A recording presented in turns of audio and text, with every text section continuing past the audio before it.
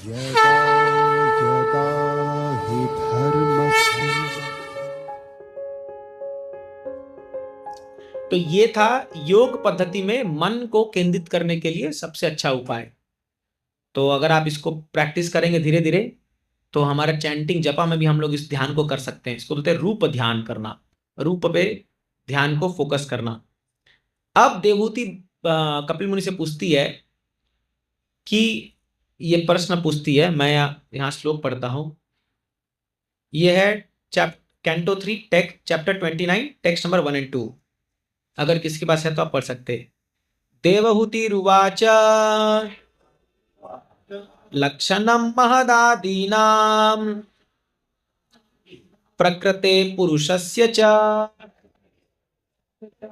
स्वरूपं लक्ष्यते मिषाम् येन तत् पारमार्थिकम् यथा सांख्येषु कथितम् यन्मूलं तत् प्रचक्षते भक्ति योगस्य मे मार्गम् ब्रूहि विस्तरस प्रभो। तो हिंदी में इसका अनुवाद इस प्रकार है। देवहूति ने जिज्ञासा की, हे प्रभु, आप सांख्य दर्शन के अनुसार संपूर्ण प्रकृति तथा आत्मा के लक्षणों का अत्यंत वैज्ञानिक रीति से पहले ही वर्णन कर चुके हैं। अब मैं आपसे प्रार्थना करूंगी कि आप भक्ति के मार्ग की व्याख्या करें, जो समस्त दार्शनिक प्रणालियों की चरम परिणति है। मतलब जितने भी फिलॉसफी है उसमें जो टॉप मोस्ट फिलॉसफी है वो है भक्ति योगा। तो कृपया उसका व्याख्यान कीजिए। और आगे वो कहती है, देवहूति ने आगे कहा, हे प्रभु, कृपया मेरे तथा जन साधारण दोनों के लिए जन्म मरण के निरंतर चलने वाली प्रक्रिया का विस्तार से वर्णन करें, जिससे ऐसी विपदाओं को सुनकर हम इस भौतिक जगत के कार्यों से विरक्त हो सके। दो चीज पूछती हैं देवती माता, एक भक्ति के जो प्रक्रिया उसका वर्णन करें और दूसरा जन्म मृत्यु का जो ये चक्कर चल रहा है इसका वर्णन करें। तो ये टेक्स्ट, ये जो चैप्टर 29 है, इसमें भगवान भक्ति योग की पद्धतियों का वर्णन करेंगे। और चैप्टर 30 में 30वें अध्याय में भगवान बहुत सुंदर जो है कैसे जो जीवात्मा इस प्रकृति के अंदर आकर के भक्ति नहीं करता और केवल एक कर्मी के अनुसार इंद्र तृप्ति के लिए जीवन बिताता है, उसका क्या हाल होगा वो बताएंगे। तो ये तो हमें 1-2 क्लास बाद ही आ पाएंगे वहां पर, वो बहुत ही ग्राफिक वर्णन है। बट आज हम लोग भक्ति के 3 प्रकार के बारे में जानने का सुनने का प्रयास करेंगे। तो 8वें श्लोक से भगवान स्टार्ट करते हैं 3 प्रकार की भक्ति। तमोगुण की भक्ति, रजोगुण की भक्ति और सत्वगुण की भक्ति। ये खासकर हम जैसे साधकों के लिए बहुत जरूरी है। तो इसका हम लोग चर्चा करेंगे आज डिटेल में, ठीक है। तो टेक्स्ट 8 अगर कोई आप पढ़ रहे हैं तो टेक्स्ट 8 आप निकालिए, उसका हम श्लोक पढ़ते फिर अनुवाद पढ़ेंगे। अभिसंधाय यो हिंसाम दंभम मात्सर्यमेव वा संभ्रम्भी भिन्न दृक् भावन मयि कुर्यात् स तामसा। अब सुनिए, तमोगुण भक्ति कैसे हो सकती है। अब कोई कहेगा, अरे भक्ति तो हम सोचते थे कि तीनों गुण के ऊपर है, तो ये तमोगुण की भक्ति कैसे आ गई। तो ये जो है ये शुद्ध भक्ति नहीं है। ये जो लोग भक्ति के मार्ग का अनुसरण कर रहे हैं लेकिन फिर भी तमोगुण से भरे पड़े हैं, तो ऐसे लोग क्या उनका कैरेक्टरिस्टिक है, क्या उनका गुण है, यह वर्णन किया गया। सुनिए इसको। ईर्ष्यालु, अहंकारी, हिंसक तथा क्रोधी और पृथकतावादी व्यक्ति द्वारा की गई भक्ति तमोगुण प्रधान मानी जाती है। देखिए 4-5 शब्द यहां यूज किए जा रहे हैं। ईर्ष्यालु, अहंकारी, हिंसक और क्रोधी। तो ये जो भक्त होते हैं ये भक्ति करते हैं जैसे अपन सब भक्ति कर रहे हैं, पर इनके लक्षण क्या होंगे। ईर्ष्यालु, दूसरों से द्वेष करेंगे। ईर्ष्या मतलब द्वेष करना, एनवी। तो 6 अनर्था में एक अनर्था ये भी है ना। काम, क्रोध, लोभ, मोह, मद, मत्सर्य, मात्सर्यता, मत्सरता। मत्सरता जो है ये ईर्ष्या को कहते हैं। तो ईर्ष्या का अर्थ क्या है, दूसरे की प्रगति को देख करके जलना क्या जलना, हृदय जलना, है ना। तो हृदय हृदय का जलना दूसरे की, वो आप सबको अनुभव होगा, होता है ऐसा जब कोई दूसरा अच्छा प्रगति कर रहा है, खासकर सेम फील्ड में। हाँ, मान लीजिए अभी आप मृदंग बजा रहे हैं और बगल में आकर के हृदय माधुर बैठ गए। अभी तक आप बजा रहे थे और सब वाह वाह वाह क्या मृदंग बजा रहा है, अब बगल में आके ये बैठ गया, कोई पूछेगा आपको? कोई नहीं पूछेगा। तो फिर क्या, आपको ठीक है, अभी आप बोलेंगे ये तो ब्रह्मचारी है। बट मान लीजिए आपका कोई इक्वल आके बैठ गया, मतलब आप भी भक्ति कर रहे हो, मैंने साथ में भक्ति स्टार्ट किए थे, और आपका ही वो जो है सम उम्र जो व्यक्ति आकर बैठ गया और वो आपसे अच्छा बजा रहा है, और पूरी दुनिया का अटेंशन उस पर चला गया, आपको कोई देख ही नहीं रहा, तो आपका जो आग लगेगा पूरा, आप एक्सटर्नली बोलोगे बहुत अच्छा बजा रहा है, अंदर बोलोगे काश इसका हाथ में चोट लग जाए या काश ये मृदंग टूट जाए, ऐसा हम अंदर अंदर उसको कर्ज करेंगे, है ना। ये है ईर्ष्यालु। तो इसीलिए आप भागवतम के हम प्रथम स्कंद के दूसरे श्लोक में क्या पढ़ते हैं हम ये, हाँ, परम निर्मत्सराणाम सताम धर्म प्रोजित कैतवोत्तरो परम निर्मत्सराणाम सताम। जो व्यक्ति ये मत्सरता से ऊपर है वही भागवत समझ सकता है। अभी हम लोग क्यों भागवत नहीं समझ पा रहे, क्योंकि हमारे अंदर मत्सरता है। तो मत्सरता दोनों के प्रति है, भगवान के प्रति मत्सरता है और जन साधारण जीवात्माओं के प्रति मत्सरता है। ये बहुत इंपॉर्टेंट है क्योंकि आगे इसका रिलेशन आएगा, मैं आपको और समझाऊंगा इसके बारे में। तो ऐसा व्यक्ति भक्ति करता है बट वो कभी दूसरे की भक्ति को देख करके उसके मन में ईर्ष्या होती है, वो क्या सोचता है, आई एम द बेस्ट, मैं सबसे अच्छा भक्ति कर रहा हूं, मैं उससे अच्छा भक्ति और कोई नहीं कर सकता। हाँ, अगर कोई करेगा तो मैं उसको रास्ते से हटा दूंगा। तो ये जैसे मान लीजिए अभी आप लोग सब दीक्षा लोगे एक गुरु के अंदर, तो अभी गुरु जी सभी भक्तों को मिल रहे हैं, है ना। तो अभी गुरु जी अगर किसी का तारीफ कर दिए तो हमारे मन में क्या फील आता है उस समय, ये हमको देखना पड़ेगा। क्या हम रियली खुश होते जेन्युइनली कि अरे देखो कितना अच्छा भक्ति कर रहा है वो, कि हमारे मन में फील आता है नहीं नहीं अरे क्या महाराज को पता नहीं है, महाराज को पता नहीं है, ये सोते रहता दिन भर कुछ करता नहीं है, मैं ज्यादा मेहनत कर रहा हूं, मैं ज्यादा भक्ति अच्छा करता हूं, ऐसी भावना का आना ये आता है। और ये धीरे धीरे आएगा। अभी तो आप सब जब धीरे धीरे आप प्रचार में उतरोगे, जब ये होगा तो आप धीरे धीरे आप देखोगे जैसे आप भक्ति में आगे बढ़ोगे ना, ये सब अनर्थास से आएंगे, और इसकी वजह से क्या होता है, भक्तों के बीच में दरार पैदा हो जाती है। तो जो दो दोस्त बड़े अच्छे से भक्ति कर रहे होंगे स्टार्टिंग में, वो देखोगे बड़े दुश्मन बन जाएंगे। क्यों?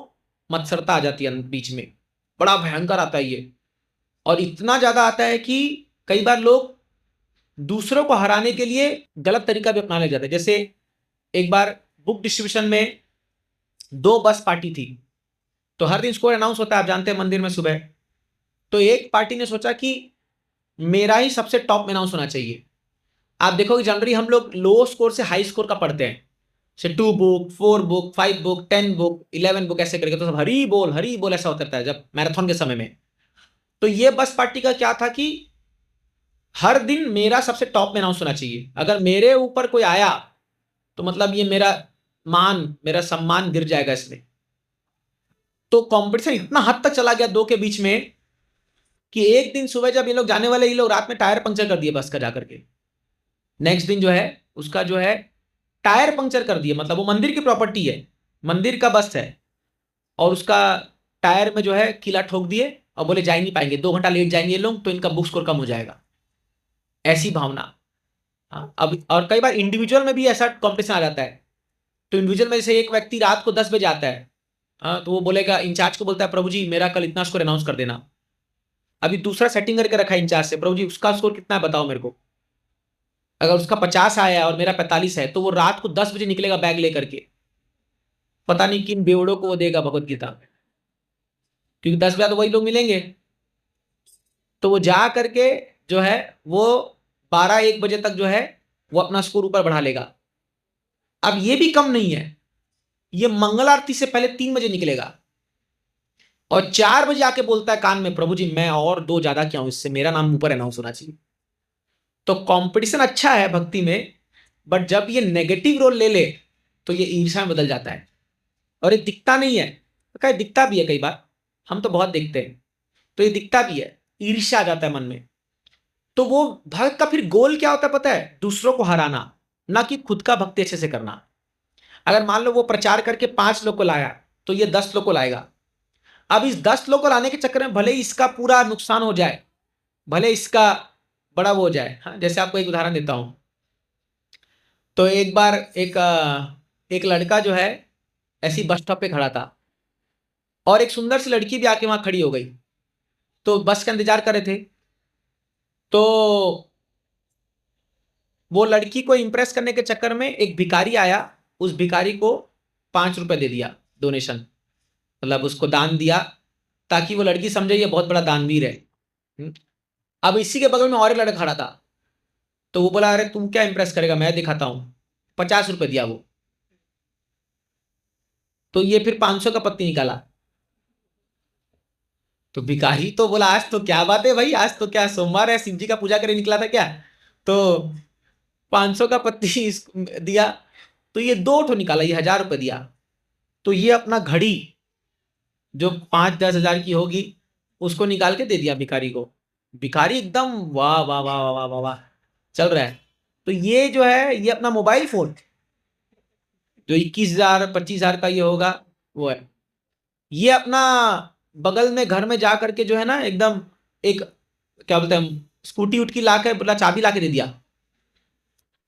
और ये बाबू साहब गया दूसरा वाला, ये अपने घर में पिताजी का कार ले आया, और भिखारी को कार का चाबी दिया। तो भिखारी जो है वो ड्राइवर सीट में जाके बैठा, गेट खोला, लड़की को बिठाया, चला गया। और ये दोनों मुंह देख रहे हैं उसका। तो ये तो मजाक की बात है, लेकिन कभी कोई ऐसा ही होता है हमारे साथ, दिखाने के चक्कर में अपना नुकसान कर बैठते हैं। कार भी गया, घड़ी भी गया, मोबाइल भी गया, सब कुछ गया। हाँ, अभी वो बेचारा फटीचर होकर घर जा रहा है, झापड़ भी खाएगा पिताजी से, बिना फोन करके कार ला के दे दिया। तो पॉइंट क्या है? अब बस ऐसा भक्ति में कई बार ऐसा हो जाता है। तो हम आते हैं शुद्ध भक्ति करने के लिए। जब हम लोग सब इस्कॉन में आते हैं, हम क्या चाहते हैं? अरे एकदम एकदम प्योर ड्यूटी बनना है हमको, अच्छा भक्ति करना है हमको। किसी से सब हमको प्योर ड्यूटी दिखते हैं। आप देखोगे शुरू से मंदिर में आते सबको प्रणाम करते हैं, सब हरे कृष्णा प्रभु जी, सब ये बढ़िया चलता है। थोड़े दिनों बाद क्या होने लग जाता है? द्वेष आ जाता है मन में। अरे वो इतना अच्छा कैसे कर सकता है, उसका नाम बार अनाउंस क्यों होता है, उसको क्यों काउंसलर गुरु इतना पसंद क्यों करते हैं उसको, मैं क्या कम हूं क्या? ये है ईर्ष्या, ये तमोगुण की भक्ति है। और कई बार क्या होता है कि जब आप सीनियर बनते जाते हो ना, तो कोई बोलने वाला भी नहीं होता। अरे चल भाई, ये कम से कम भक्ति कर रहा है, कुछ तो कर रहा है ये। बट इससे नुकसान अपना ही है। तो ये होता है ईर्ष्यालु। और ये आपको दिखेगा, हम सब कंडीशन सोल है, और ये हम हमारे अंदर जब दिखता है, तो ऑफकोर्स ईर्ष्या हमारे अंदर है, बट वो बाहर प्रकट नहीं होना चाहिए। हाँ, बाहर प्रकट नहीं होना चाहिए। तो कई बार वैष्णव के समाज में ये अपफ्रंट कोई मुंह पे बोल देता है, ये बड़ा खराब लगता है। फिर जब कॉमन पब्लिक रहती है, वो बोलती है, अरे सेम चीज बाहर भी चल रहा है, अंदर भी सेम चीज है, तो क्या फायदा क्या यहाँ करके? समझ ना? तो ईर्ष्या हमारे अंदर है, ये एक अनर्थ है, इतना जल्दी जाएगा नहीं। बट हमको क्या प्रयास करना चाहिए कि बाहर में इसका प्रदर्शन ना करूं। मैं एटलीस्ट इतना अपने कंट्रोल होना चाहिए कि हम किसी के सामने जो है उसका अपमान न कर दे, उससे ईर्ष्यावश आकर के उसका अपमान न कर दे। तो ऐसा हो जाता है कई बार, इवन वैष्णव के समाज में भी। बट अगर आप देखोगे, मैं आपको एक उदाहरण देता हूं, चैतन्य महाप्रभु की लीला में आप देखो, रूप गोस्वामी सनातन गोस्वामी वृंदावन में रह करके इतना सुंदर भक्ति कर रहे थे। तो जब भी कोई वृंदावन से जगन्नाथपुरी आता था, तो जगन्नाथपुरी में आकर के चैतन्य महाप्रभु उसको क्या करते थे कि सभी सभा में बैठा करके, उस सभा में स्वरूप दामोदर, रामानंद राय, प्रताप रुद्र महाराज, सर्वभट्टाचार्य, जो एकदम टॉप टॉप डिवोटी है चैतन्य महाप्रभु के, मतलब एकदम समझो सबसे निकटतम पास, उनको बैठाते थे और पब्लिकली उस व्यक्ति को बोलते थे कि बताओ रूप गोस्वामी कैसा भक्ति कर रहे हैं। जबकि रूप गोस्वामी सबसे जूनियर है, सब में छोटे हैं, और वो लोग मैंने 5-5 मुंह से गुणगान करते थे। क्या बताऊं मैं महाप्रभु आपको, रूप गोस्वामी कैसा भक्ति करते हैं। अरे दिन में खाली 2 घंटा सोते हैं वो लोग, दिन में 3 दिन में एक बार खाली छाछ पीते हैं, और हाँ, कृष्णोत्कीर्तन नाम गान प्रेमांजन छुरित भक्त, तो ऐसे करके बताते हैं वो बहुत सारा, कि वो है नाना साथ विचारने को निपुणो, ऐसा करके गुणगान गाए जा रहे, गाए जा रूप गोस्वामी। 2 घंटा बीत गया, रूप गोस्वामी के बारे में बोले जा रहे। और अब ये सारे सीनियर डिवोटीज यहां पर बैठ करके बोल रहे, वाह वाह वाह, क्या है रूप गोस्वामी, कितना बड़ा कृपा मिला चैतन्य महाप्रभु का। जानबूझ के महाप्रभु रूप गोस्वामी का गुणगान कराते थे ताकि देखने के लिए इनके मन में क्या हो रहा है। अभी मान लीजिए अभी आपके अपन सब 5-6 साल भक्ति कर चुके मान लीजिए, और कोई नया नया व्यक्ति आ गया और वो एकदम जबरदस्त भक्ति कर रहा है और मान लीजिए उसका गुणगान चल रहा है, तो अपने मन में क्या आएगा? अरे कल का है छोकरा है ये, ज्यादा हीरो बन रहा है, अभी देखते हैं कब तक करेगा। ऐसा मन में आता है। जैसे अभी हम लोग हैं, अभी हम लोग सैफरन पहन लिए, कोई मान लो येलो में ड्यूटी आ गया और वो बहुत अच्छा भक्ति किया और वो उसको ला के मान लो प्रेसिडेंट गुणगान कर रहे हैं, तो पीछे से सब लोग बोलते हैं हाँ देखते देखते हैं कब तक टिकेगा, देखते हैं, अभी नया नया आया ना ये, ज्यादा उछल रहा है। हाँ, तो ऐसा मन में ईर्ष्या आ जाता है। तो इससे बचना चाहिए। ये ऑब्वियसली आएगा क्योंकि हमारे अंदर ईर्ष्या है, हमारे अंदर भगवान के प्रति भी ईर्ष्या है। अभी अपन भले ही भक्ति कर रहे हैं बट कहीं ना कहीं हमारे अंदर कृष्ण के प्रति ईर्ष्या है, ये बात मानना पड़ेगा, तभी तो हम यहां पर हैं। तो ईर्ष्या मतलब एनवी मतलब no vacancy in the spiritual world. जब तक मन में ईर्ष्या रहेगी हमको आध्यात्मिक जगत में स्थान नहीं मिल सकता, क्योंकि वहां की एक विशेषता क्या है, वहां कोई ईर्ष्यालु नहीं है। और इसका उदाहरण देते हुए ब्रह्मा जी 3rd कैंटो में बहुत सुंदर बात बोलते हैं। वो क्या बताते हैं कि भगवताम कैसा है, जैसे वहां पर एक से एक सुंदर गायक गाने वाले पक्षियां हैं, जैसे कुकू, तोता, पिकॉक, ये लोग बहुत सुंदर भगवान का गुणगान गाते हैं। बट जैसी भौरा आता है वहां पर, भौरा समझो करके जैसे करता है ना, पर कान में डिस्टर्बिंग लगता है एकदम, वो कोई गाता थोड़ी है। जैसी भौरा आता है और वो कृष्ण गुणगान करता है तो ये सारे कुकू, तोता, मोर शांत बैठ जाते हैं कि बोलते हैं भौरा तुम गाओ भगवान का गुणगान। और एक उदाहरण देते हैं वो ब्रह्मा जी वहां पर कि बड़े बड़े महकदार वहां पर फूल का उत्पत्ति होता है, जैसे चंपा, मोगरा, लिली, ये सब। लेकिन तुलसी में सुगंध नहीं होती होती। आप देखोगे तुलसी पत्ता में, हालांकि तुलसी बहुत महत्वपूर्ण है बट सुगंध नहीं होता, उतना महकदार नहीं होता जितना जितना ये सब रोज और ये सब होता है। जैसी तुलसी महारानी सामने आती है, तुलसी का पत्ता, ये सब पीछे हट जाते हैं क्योंकि इनको पता है कि तुलसी भगवान को बहुत प्रिय है। तो ये ईर्ष्या रहित है ये लोग। इनके मन में क्या है कि जो भी भगवान को ज्यादा सुख देगा वो भगवान के निकट जाए, हमारा जाना जरूरी नहीं है। सेम भाव राधा रानी का है। आपको पता नहीं है गोपियां इतनी महान क्यों हैं, या आप पढ़ोगे टीचिंग ऑफ लॉर्ड चैतन्य में, प्रभुपाद जी बहुत सुंदर लिखते हैं बात को कि गोपियों में क्या भाव है कि यदि कोई गोपी, मान लीजिए कोई गोपी कृष्ण से आलिंगन करके है और मान लीजिए कृष्ण को बड़ा आनंद आ रहा है किसी गोपी के साथ, तो राधा रानी डिस्टर्ब नहीं करती है। राधा रानी सोचती है बहुत अच्छा है, उसमें उसमें लेस मात्र भी अपने आनंद का वो भाव नहीं है। इसीलिए तो कृष्णेन्द्रिया प्रीति इच्छा तारे नहीं धरे प्रेम नाम, आत्मेन्द्रिया प्रीति वांछा तारे बलि काम, कृष्णेन्द्रिया प्रीति इच्छा धरे प्रेम नाम। तो जब आप स्पिरिचुअल लेवल पे चल जाते हो, आपका सोल एंड सोल इंटेंशन है कृष्ण की संतुष्टि, ना कि स्वयं की संतुष्टि। तो ईर्ष्या कब आता है? जब हम अपना खुद का ग्रेटिफिकेशन चाहते हैं, मेरे को क्या मिल रहा है। और जब आप सामने वाले के आनंद के बारे में सोचते हो तब आपके अंदर ईर्ष्या नहीं आ सकती है। तो गोपियां इसलिए टॉप मोस्ट ड्यूटी क्योंकि उनके ईर्ष्या नहीं है। अगर अन्य गोपी, आपने सुना है ना, आश्लिष्य वा पाद्रताम पिनष्टु माम आदर्श नाम मर्महताम करोतु वा यथा तथा वा विधातु लंपतो मत प्राणनाथस्तु सैव नापरः। बोलते हैं कि अगर कृष्ण चाहे मुझे आलिंगन करे और चाहे मेरा बहिष्कार कर दे, लेकिन वो मेरे प्राणनाथ है। अभी बताइए इस दुनिया में कोई एक स्त्री किसी पुरुष से प्रेम करती है और वो किसी दूसरे स्त्री के साथ देख लिया, उसको क्या होगा? पूरा गुब्बारा, क्या बोलेंगे, वोल्केनो फट जाएगा। हो ही नहीं सकता, ये संभव नहीं है। बट आध्यात्मिक जगत ऐसा नहीं है।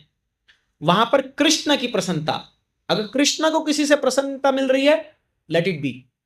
तो राधा रानी क्या बोलती है, मैं उस गोपी की दासी बन के रहूंगी अगर वो कृष्ण को खुशी दे रही है तो। Can you imagine? ये ऑफकोर्स स्पिरिचुअल वर्ल्ड में यहाँ ये सब पॉसिबल नहीं है। ये यहाँ इमिटेट नहीं कर सकते हम लोग, बट ये आध्यात्मिक जगत में यही होता है क्योंकि ईर्ष्या नहीं है मन में। अब क्योंकि अपने मन में ईर्ष्या है तो अपने को समझना बड़ा मुश्किल हो जाता है, बट ये संभव है, ऐसा होता है।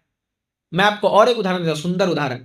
समा उधर अभी कुछ 2-3 दिन से मैं बहुत ज्यादा थोड़ा कृष्णा सीरियल देख लिया। मैं अपने घर में बैठा हुआ था तो मेरी मदर के साथ जो है, अभी वो थोड़ा सा बीमार में, तो मतलब टीवी सामने लगा था, मतलब क्या लगा है, तो यूट्यूब में हम सुदामा चरित्र देखने लग गए। तो हम बस बैठे बैठे देखते रहे, 4 घंटा बीत गया। देख रहे, कभी रो रहे हैं, कभी हंस रहे हैं, कभी कर रहे हैं, एकदम हम लोग लॉस्ट हो गए थे पूरा। अब मेरा क्या है, मैं किसी में चिपक जाता हूं ना, तो मैं चिपक जाता हूं। तो मैं तब से लेकर के अभी कल, जब तक मैं मुंबई उतरा नहीं एयरपोर्ट तक, तब तक मैं देखते ही रहा। कल मुझे ध्यान नहीं मैं कब चढ़ा है प्लेन में और मैं कब उतर गया। जब वो लैंड करा था तब मैं देखा, क्योंकि मैं डाउनलोड कर रखा था सब, एक के बाद एक। इतना सुंदर बनाया है वो। और अब क्या हम लोग जानते हैं लीला को, तो और एब्जॉर्प्शन आता है। बड़ा मस्त था। तो मैं कल एक बहुत इंटरेस्टिंग पॉइंट देखा। और आप देखिए, भीष्म देव को आप देखिए, अभी कैसा धर्म संकट था उनके सामने। तो ये मैं क्लैरिफाई इसलिए कर रहा हूं ताकि आप जानोगे भक्ति क्या होती है वास्तव में, और क्यों भीष्मदेव जो है वो एक महाजन, क्यों हम कहते हैं उनको। हाँ, हम बोलते हैं ना भीष्मदेव के महाजन है, 12 महाजन में एक महाजन है भीष्मदेव। तो कल जब मैं उनका एपिसोड देखा, वो वाला मेरे को बहुत क्लिक किया चीज, क्या गजब है ये डिवोटी। अभी भीष्म प्रतिज्ञा ले रखे हैं कि मैं कुरु वंश को कभी भी ध्वस्त नहीं होने दूंगा, कुरु वंश की रक्षा मैं करूंगा मरते दम तक। ये प्रतिज्ञा उन्होंने ले लिया, ठीक है। अभी उनको और दुर्योधन ने पूरा इंस्टिगेट कर दिया, दुर्योधन ने पूरा चढ़ा दिया उसको कि पितामह आप तो है, आप अपने ये पौतों के प्रति बहुत एक्सेसिव प्रेम दिखा रहे हो, इसलिए आप युद्ध ठीक से कर नहीं रहे हो। नहीं तो आपके सामने पांडव बच्चे हैं, आपके सामने कोई टिक नहीं सकता, लेकिन आप युद्ध ठीक से नहीं कर रहे हो। आप कहीं, आपका हाथ कांप रहा है, आपका प्रेम वश आप जो तीर छोड़ो ना, बच्चों का तीर छोड़ रहे हो आप। तो ऐसा उसको, उसके जमीन को वो पूरा झिंझोड़ दिए वो, कि वो भीष्म पितामह, आपको पता है, वो बोले कि कल मैं इस धरती को निष्पांडव कर दूंगा, मतलब ये पांडव नहीं बचेंगे कल। और उन्हें प्रतिज्ञा ले लिया सा। अब देखिए, ये जो कलयुग नहीं है कि प्रतिज्ञा ले ली आज लिए कल तोड़ देंगे, ऐसा नहीं होता है। इसमें प्रतिज्ञा ले ली मतलब ले ली। वो अभी क्षत्रिय का यही गुण है, जो बोल दिया बोल दिया, फिर वो कुछ भी करना पड़े करने करेंगे उसके लिए। अपन जैसे लोग थोड़ी है, आज बोला कल झूठ बोल देंगे, मैंने क्या बोला था। कलयुग के प्राणी नहीं है ना। तो उन्होंने प्रतिज्ञा ले ली कि मैं कल निष्पांडव, दुर्योधन को भरोसा दिलाने के लिए कि मैं कभी धोखा नहीं करूंगा हस्तिनापुर के साथ, मेरा जो प्रतिज्ञा वो अटल है। तो निष्पांडव करके प्रतिज्ञा ले ली। अब इधर इनका टेंशन बढ़ गया, सब लोग बैठे हुए हैं शिविर में, और सब लोग बोले कि अरे बाबा, अभी ये भीष्म देव प्रतिज्ञा लिए हैं, कोई बचा नहीं सकता अभी। और इधर तो सेलिब्रेशन स्टार्ट हो गया कौरव में, बोले चलो भैया पटाखा वटाखा मंगाओ, अभी कल तो हम जीत रहे हैं, क्योंकि भीष्म देव बोल दिए मतलब तो होना ही है। तो इधर जो है वो पांचाली द्रौपदी जाकर के कृष्ण भगवान के चरणों में गिर जाती है, बोलती है। देखिए, एक बात है कि द्रौपदी हमेशा भगवान से शरण लेती है, बहुत सा लीला है वो तो, बट हमेशा, और वो कृष्ण को प्रकार से भाई मानती है। तो जाके बोली कि कृष्ण तुम्हारे होते हुए कैसे ऐसा हो सकता है, तुम्हारे होते हुए ये निष्पांडव कैसे हो सकता है, धरती है संभव ही नहीं है। अब कृष्ण भगवान मुस्कुरा रहे हैं, तो भगवान तो अपना लीला पूरा जबरदस्त करते हैं। तो भगवान बोले द्रौपदी, तुम्हारा ही तो प्रॉब्लम है, तुम जब, तुमको असत सभा में तुमको निर्वस्त्र करने का प्रयास किया, तुम उस समय तुमको भरोसा नहीं था मेरे पर, तुम इधर देख रही हो उधर देख रही हो उधर देख रही हो, मेरे पर भरोसा क्यों नहीं है तुमको फुल। बोले भरोसा तो है, लेकिन आप इतने एंड टाइम पे आते हो ना कि कभी कभी हिल जाता है आदमी का दिमाग, है कि नहीं। तो बोले अरे तुमने मुझे राखी बांधी है, तुम भाई मानते हो, इतना कमजोर समझे हो कि अपने भाई को। तो बोलता अरे केशव कुछ करो, अभी एक रात बीतेगा, कल युद्ध शुरू होगा, कल निष्पांडव मतलब खत्म, हमारे मेरे 5 पति गए। तो फिर ये बोलते हैं एक काम करो, अभी जाओ, और भीष्मदेव जो है संध्या का वंदना कर रहे होंगे, और जब वो संध्या का गायत्री करके उठते हैं, और उनसे जाके आशीर्वाद मांगो, और इस समय जो वो आशीर्वाद देंगे वो निष्फल नहीं जाएगा। तो द्रौपदी जाती है, और द्रौपदी जाकर के उनको प्रणाम करती है, और बोलती है घूंघट करके जाना, दिखाना मत तुम कौन हो, मतलब। तो जनरली क्या होता है कि हर दिन दुर्योधन की पत्नी आती है जनरली आशीर्वाद लेने के लिए, हर दिन, पर आज पहले द्रौपदी आ गई है। तो इनको लगा भीष्मदेव को कि भाई ये तो दुर्योधन की पत्नी आई है, तो ये पूरा घूंघट करके आई थी, और ये बोलती है प्रणाम पितामह। तो बोले कहो। बोले आपसे एक आशीर्वाद चाहिए। बोले क्या चाहिए आशीर्वाद। तो बोले प्रभु डोंट टॉक, अरे उनको बोलिए बाहर थोड़ा हल्ला ना करे। तो भीष्मदेव जो है वो एकदम अपना गायत्री करके उठे थे और बड़े शांत मुद्रा में थे। द्रौपदी जाकर के उनको प्रणाम करती है, बोलती है पितामह मुझे आपसे एक वर चाहिए, मुझे आपसे एक आशीर्वाद चाहिए। बोले क्या? तो बोले कि मेरे पति युद्ध कर रहे हैं इस महाभारत युद्ध में और मुझे खतरा है कि उनकी मृत्यु हो जाएगी, तो मुझे अखंड सौभाग्यवती का वरदान दो, मतलब मुझे आशीर्वाद दो। तो बोले अरे ये तो युद्ध है और युद्ध में तो निश्चित है वध तो होना ही है, तो मरेंगे ही लोग। तो बोले नहीं वो तो है, लेकिन फिर भी अगर आपका आशीर्वाद मिलेगा तो विजयी हो जाएंगे, ये मुझे पूरा विश्वास है। अब इनको पता नहीं है कौन है ये द्रौपदी है, और ये भगवान से प्रार्थना करते हैं भगवान अभी मेरे पास तो इतनी ताकत नहीं है, लेकिन आपकी इच्छा हो तो इसके पति को बचा देना, आप जो चाहे कर सकते हो। ऐसा करके उसको बोल दिया अखंड सौभाग्यवती भव, सब बोल दिया द्रौपदी को। तुरंत घूंघट उठाई पितामह ये बोले अरे द्रौपदी तुम कैसे आ गई? तो फिर पितामह बोले, तो वो द्रौपदी बोलती है पितामह अभी तो आप दम में फंस गए, अभी आपने कल कहा कि आप निष्पांडव करोगे पूरे पृथ्वी को, और आज आप मेरे को अखंड सौभाग्यवती का वरदान दे रहे हो, अब ये दोनों कैसे होगा, दोनों कैसे होगा? तो पितामह बोले किसने भेजा है तुमको? बोले तुम अपने आप से तो आई नहीं हो, किसने भेजा है? तो बोले कृष्णा ने। बोले बस जब तुमको कृष्णा ने भेजा ही है और जब कृष्णा के शरण में तुम हो ही, तो तुम कैसे निष्पांडव हो सकता है? ये दुनिया हो ही नहीं सकता। जब कृष्णा तुम्हारे साथ है ही तो फिर तुमको शंका क्यों है?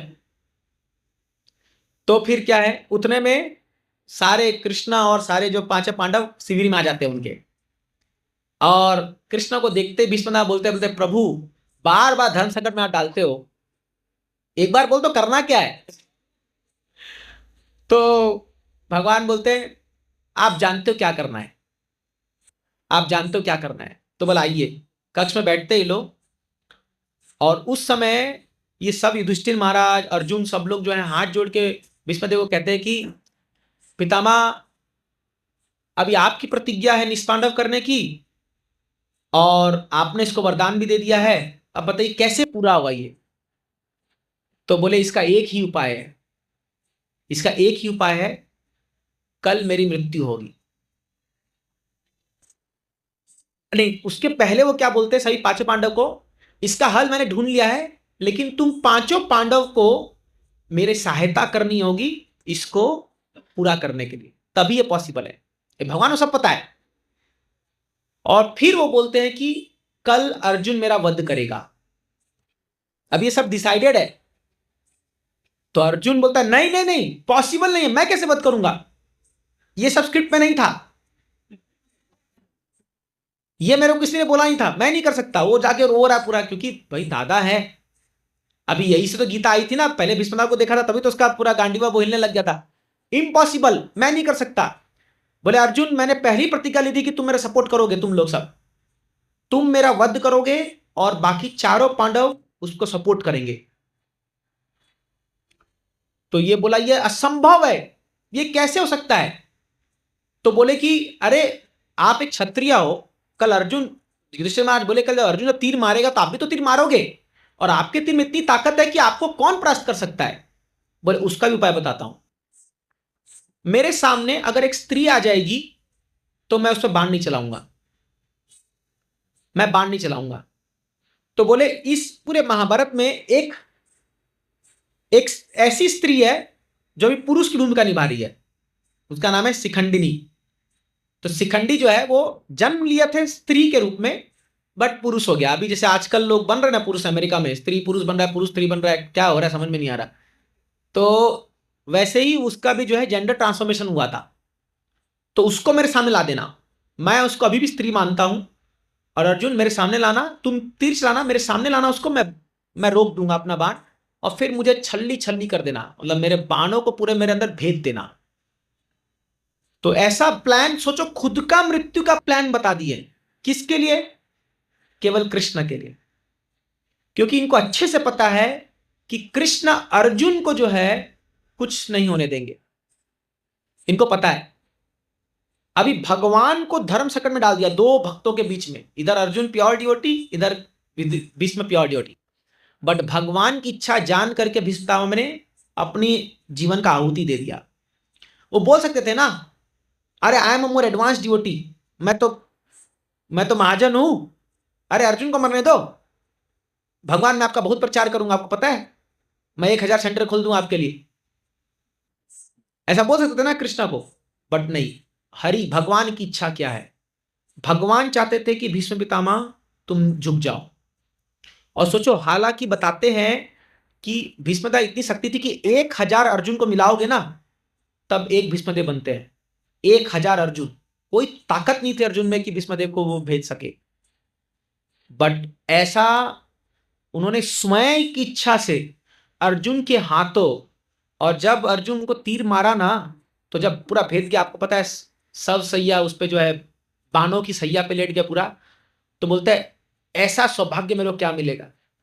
तो फिर बोलते हैं वहां पर लेटे लेटे बोलते हैं कि मेरी एक इच्छा है कि एक्चुअली पहले वो बोलते हैं कि मेरा सिर बहुत दुख रहा है, क्योंकि सिर को कोई आराम नहीं। तो दुर्योधन बोलते हैं अरे तकिया लाओ, सब लोग बड़ा तकिया लाओ। तो दुर्योधन को डांटते बोलते हैं अरे नालायक, तीर का पूरा शरीर लेटा हुआ है तीर में, और सिर में तकिया लगाओगे तो बेइज्जती होगी मेरी, तो तीर लाओ। फिर अर्जुन को बुलाते, अर्जुन बोलते अर्जुन तीरों का मेरे लिए पिल्लो बनाओ। अर्जुन ऐसा धनुधारी है, ऐसा तीर मारता है पूरा शाक शाक पूरा वो पिल्लो बन जाता है। फिर भीष्मदेव बोलते हैं मुझे प्यास लग रही है, क्योंकि थक जाते करते करते युद्ध करते करते पूरा भेद के शरीर। तो फिर दुर्योधन बोलता है सिपाहियों पानी लेके आओ। तो भीष्मदेव बोलते हैं अभी इस धरती का मुझे कोई चीज नहीं चाहिए, मैं अब धरती के ऊपर लेटा हुआ हूं, अभी मैं धरती से कोई भी चीज लाया हुआ ये नहीं चाहिए मेरे को, मुझे मेरी माँ की याद आ रही है, गंगा माँ उनकी माँ है। तो फिर अर्जुन को बोलते हैं अर्जुन अगर तुम में सामर्थ्य है तो माता गंगा को प्रकट करो यहां पर। अर्जुन ऐसा तीर मारता है सीधा गंगा माँ प्रकट हो जाती है, डायरेक्ट मुंह में पानी आता है डायरेक्ट। एक्चुअली जानबूझ के भीष्मदेव दिखाते हैं दुर्योधन को कि देखो ये कौन है अर्जुन। तो फिर जो है सब चल जाते हैं, फिर दुर्योधन रहता है वहां पर। तो भीष्मदेव बोलते हैं दुर्योधन देखा, अर्जुन की ताकत को समझो, इतना बलशाली है ये व्यक्ति। अभी आप समझिए एक बात को मैं क्या बोलना चाह रहा हूं यहां पर, जो व्यक्ति ने उनका ये हाल किया है अर्जुन, जिसने भेद दिया शरीर को और उनका सबसे बड़ा एक प्रकार से दुश्मन हो गया ना, उसका गुणगान एस्टैब्लिश कर रहे हैं, उसकी कीर्ति एस्टैब्लिश कर रहे हैं। दुर्योधन बोलते हैं दुर्योधन देखो इतना महान योद्धा है ये, इससे तुम नहीं भिड़ पाओगे, झुक जाओ उसके सामने या समझौता कर लो। दिस इज निर्मत्सरा नाम सताम। तो ये निर्मत्सरता है कि कभी मान लीजिए कोई भक्त आपसे बहुत आउट परफॉर्म कर गया भगवान की इच्छा से, then we must publicly glorify, अरे हाँ ये भक्त रियली बहुत ब्लेस्ड है, भगवान की कृपा है इस पर, ये इतना अच्छा सेवा कर पा रहा है। बट जनरली हम लोग कंडीशन सोल जो है, हमारे मन में क्या आता है, मैं भी दिखा दूंगा मैं कितना महान हूं। तो ये है तमोगुण की भक्ति, ईर्ष्यालु। फिर अहंकारी अपने भक्ति करने का अहंकार होना, I am great, I am the top most devotee, ऐसा करके आना। एक सटल रहता है हमारे मन में, बहुत सटल अहंकार ही रहता है। और खास करके हम जैसे जैसे सीनियर बनते जाएंगे ना, और अहंकार आ जाता है एकदम एकदम सटली। फिर हम चाहते हैं लोग हमारे सामने झुके, प्रणाम करे, लोग हमको आरती पहले दिखाए, लोग हमको जो है सीट आसन दे, तो ये सब मन में आता है, बोलेंगे नहीं सामने बट मन में आने लग जाता है सब चीजें। तो ये अहंकार आ जाता है ना। और कई बार तो हम लोग मंदिर में रहते हैं, तो अभी फ्रैंकली बता रहा हूँ, तो और अहंकार आता है, हमारा मंदिर है, हमारा ये है, एकदम जो है हम लोग पूरे एकदम, बस ठीक है अपना मंदिर है, लेकिन वहां पर क्या है एक भावना गलत भी आ जाती है कभी कभी। फिर हिंसक, हिंसा करना मतलब दूसरों को दिल में चोट पहुंचाना। और बता रहे हैं क्रोधी, क्रोध करना। और एक इंपॉर्टेंट वर्ड यहां पर आता है पृथकतावादी। पृथकवादी मतलब भगवान और गुरु की इच्छा के विपरीत चलना या पृथक चलना, अलग, इसको बोलते हैं सेपरेटिस्ट।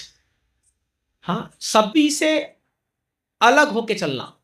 जैसे मान लीजिए अभी सब भक्त लोग एक जगह जा रहे हैं, ये जो है ये अपना एडवांस दिखाने के लिए मैं कुछ अलग करूंगा। लाइक फॉर एग्जाम्पल अभी मान लो आप यात्रा जा रहे हैं।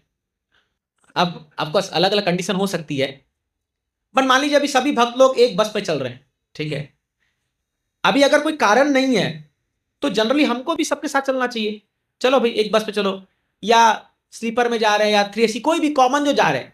अगर हम भक्तों के साथ अगर कोई आपका हेल्थ कंडीशन नहीं है तो, बट जानबूझ करके दिखाना कि आई एम समथिंग सुपीरियर, समझ में क्या कह रहा हूं, कि मैं कुछ हटके हूं, मैं अलग से जाऊंगा, मेरे अलग से कार भेजो। या मान लो नॉन AC रूम बुक किया सबके लिए, मान लो कहीं जगह पर कोई सुविधा नहीं है, अब इनका डिमांड आ रहा है, जबकि ठंडा नहीं मैंने गर्मी नहीं है, नहीं हम तो AC रूम में रुकेंगे। तो ये क्या है, ऑफकोर्स हेल्थ कंडीशन अलग है, वो अलग मत समझिए इसको, लेकिन मैं बता रहा हूं कि जानबूझ करके आप एडजस्ट कर सकते हो, बट आप जानबूझ करके नहीं, I am something superior, I am something. ये जैसे पिछले बार यात्रा में समा उधर किसी ने एक मराठी टीवी एक्ट्रेस को हमारे साथ ले आया था, कोई एक एक ड्यूटी ने, उनका कोई कांटेक्ट था, वो इतना परेशान करी हम लोग को यात्रा में 2 साल पहले। मैं बोला आज के बाद से ना, ये दिखने में सुंदर है बट अंदर से क्या है मैं देख लिया। वो दुखी कर मारी कि मेरा बैग जो है वो अंदर ही रहेगा मेरे सामने, पूरा मेरा ट्रॉली, इसमें मेरा ये सामान है वो है ये, मतलब लाई क्यों यहां पर। छोड़िए वो, बस मैं बोला, मैं उनका सम्मान करके मैं कुछ बोला नहीं उनको, क्योंकि किसी और के वो आई थी, इसलिए तब से मैंने कान पकड़ा, यात्रा में किसी भी अनजान व्यक्ति को मत लाओ, नहीं तो आधा खून आपका वो लोग चूस लेंगे। तो जो आप खून देने वाले थे कीर्तन और कथा में, वो इन लोग का मैनेजमेंट चला जाता है ना। तो क्या है, पृथकतावादी समझो, मतलब हट के चलना। अभी सब लोग जो है दाल चावल रोटी नॉर्मल खा रहे, खिचड़ी खा रहे, इनको चाहिए नहीं भाई मेरे को तो पिज्जा ही चाहिए, मेरे को तो बर्गर ही चाहिए, मेरे को तो यही चाहिए। अदर कंडीशंस अंडरस्टैंडेबल, अगर आपका हेल्थ इशू है कुछ ये है वो अलग चीज है, बट हमें ग्रुप के साथ चलना चाहिए, प्रयास करना चाहिए, जो एक धारा चल रही है हम सब वही चले ना। क्या दिक्कत है, मान लीजिए सब लोग नीचे बैठ के खा रहे हैं, अरे क्या दिक्कत है आपको, अन्य सबका कुछ हेल्थ इशू नहीं है, पाँवों का प्रॉब्लम नहीं है, तो खाओ ना बैठ करके, क्या आपकी सांस में कोई कमी आ जाएगी, क्या आपको थोड़ा सा हो जाएगा। No you want a special sofa, special chair, कि नहीं नहीं हम जो है बड़ा वो। लाइक आप एक चीज देखो, अभी पिछले अपने यही प्रोग्राम में पॉलिटिशियन जो MLA साहब आए थे, बड़ा अच्छा लगा मेरे को देख करके कि सब जमीन में बैठे हुए थे, वो भी जमीन में बैठ गए। कितना अच्छा लगता है ना ऐसे देख करके, अरे देखो वो भी इतना बड़ा आदमी है but he just sat there, कि नहीं सब लोग बैठे हम भी सामने बैठ गए sir, no special requirement for us. तो कभी भी आप जब कहीं जाते हो कहीं भी जगह में, अगर आप एक ग्रुप के साथ चलते हो ना, तो सब लोग क्या सोचते हैं, हाँ ये व्यक्ति सबके साथ घुल मिल के रहने वाला व्यक्ति है, ये अलग नहीं फटक के चलता है। ज्यादा अलग भटकेंगे ना तो ये सारे ग्रुप अलग छोड़ देंगे आपको, और वो लोग आगे बढ़ जाएंगे, आप पीछे रहोगे फिर। लाइक फॉर एग्जाम्पल बोलना नहीं, जब ये रिकॉर्डिंग में जा रहा है हमारे एक भक्त, अभी ये महान अवतार नरसिंह में फिल्म आई है, तो अभी कल आप लोग सब ग्रुप में जा रहे हो, हाँ ऑफकोर्स कल संडे है तो मैं भी आ सकता था, लेकिन हम नहीं आ सकते, कल संडे और एक प्रोग्राम है। बट हमारे कुछ लोग, कुछ यूथ में लोग जो है वो सोचे हम बड़े स्पेशल है, तो वो बहाना करके बढ़िया अपना फर्स्ट शो देख करके आ गए कल। अब वो सोचते हैं प्रभु जी को पता नहीं चलेगा मैं बाहर था। ये लोग जानते नहीं है इनका बाप बैठा है यहां पर पता चलेगा ना। और देखिए कांग्रेस में फिर भी चलो, यूथ तो क्या करेगा, मैं सामने बता देता हूं कि अरे बाबा क्या चल रहा है बताओ, मतलब इन द सेंस खबर आई जाती है अपने करके, आ गई खबर, मैं ऐसा लेफ्ट राइट दिया आज उसको क्लास। मतलब तुम क्या सोचते हो, तुम सोचते हो कि तुम अकेले जाके फिल्म दिखाओगे और सोचोगे तुम बड़े महान बन गए, बड़ा महान काम कर दिया तुमने। अगर आपको जाना भी है तो आप एक ग्रुप सबको इन्फॉर्म करो ना, प्रो जी हम सब जा रहे हैं, आप चलो साथ में चलेंगे। तो एक ग्रुप, ये होता है एक ग्रुप में चलना, साथ में चलना।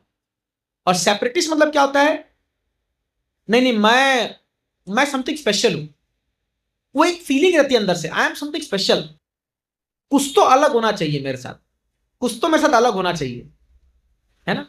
हाँ जैसे मान लीजिए अभी हम लोग मंदिर में देखते हैं कि सब लोग एक प्रकार से सेवा कर रहे हैं, सब लोग कर रहे हैं, बट एक व्यक्ति ऐसा रहेगा जो ऐसा काम करेगा जो कि हाईलाइट में आ जाए, कि सब लोग उससे देखे, अरे हाँ देखो ये कुछ स्पेशल काम कर रहा है।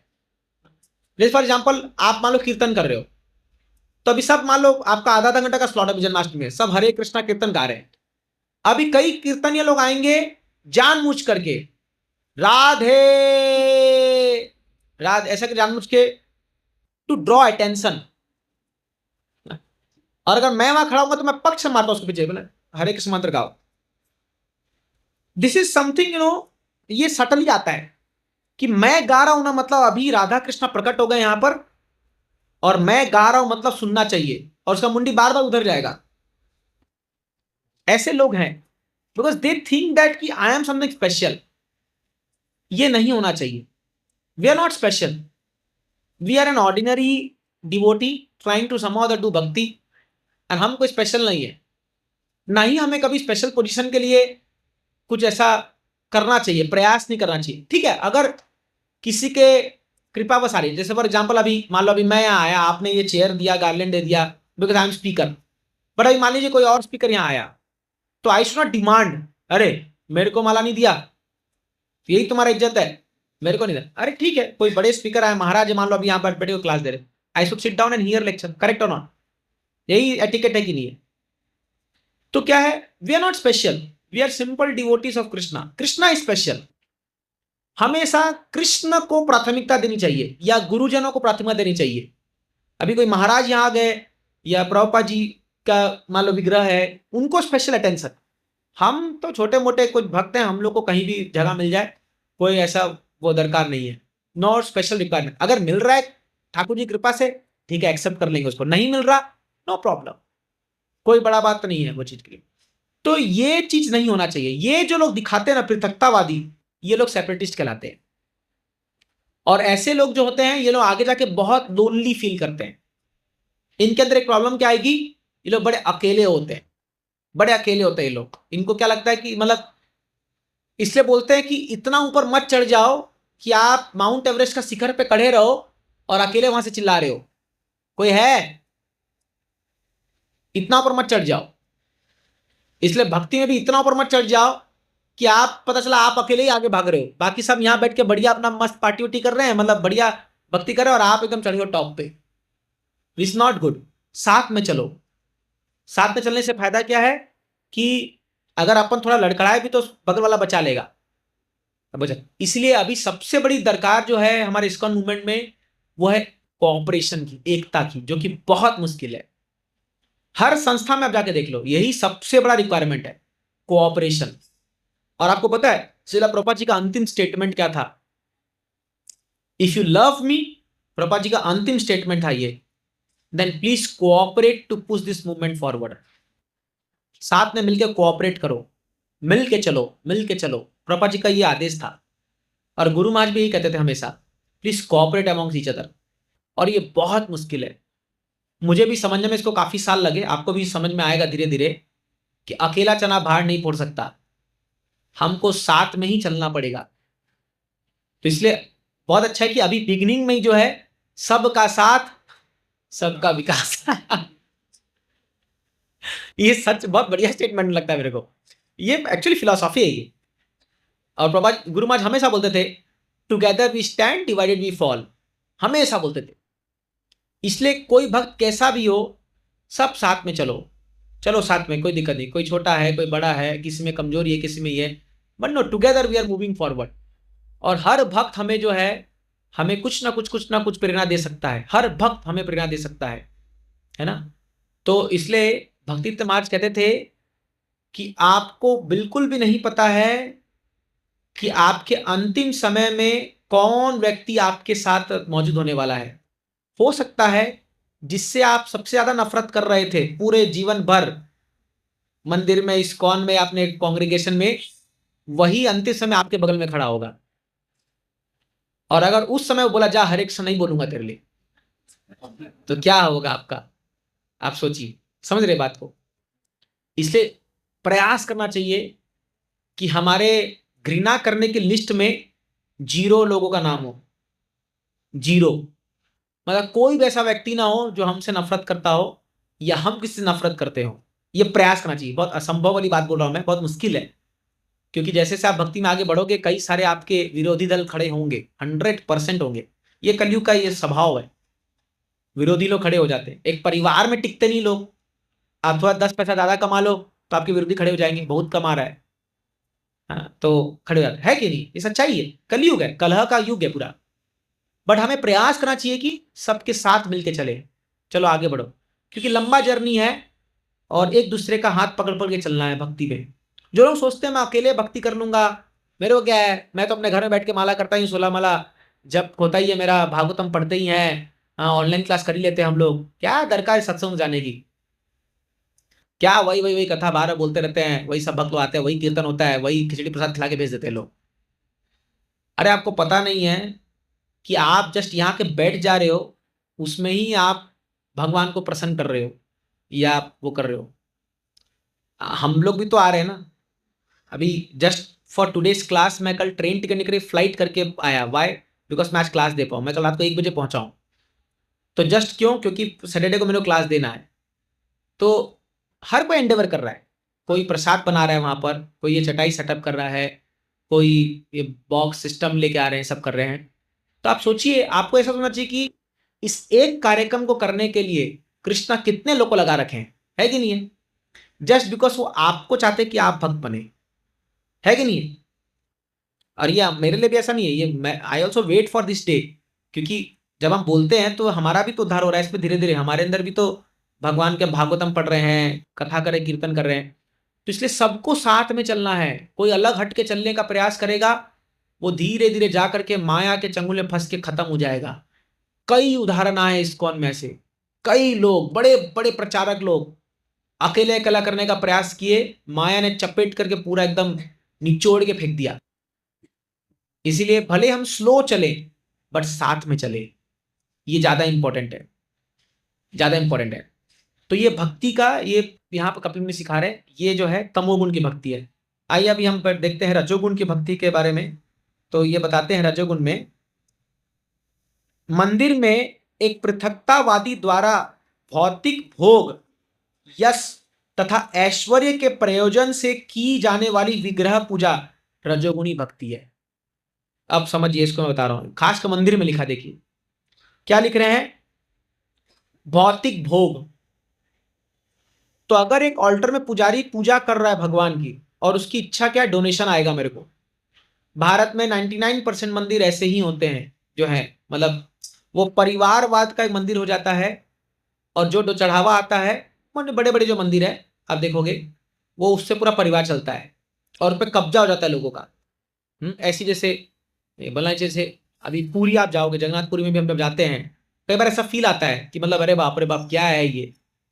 हाँ, तो ये है भौतिक भोग की कामना से की गई पूजा। देन यश और ऐश्वर्य।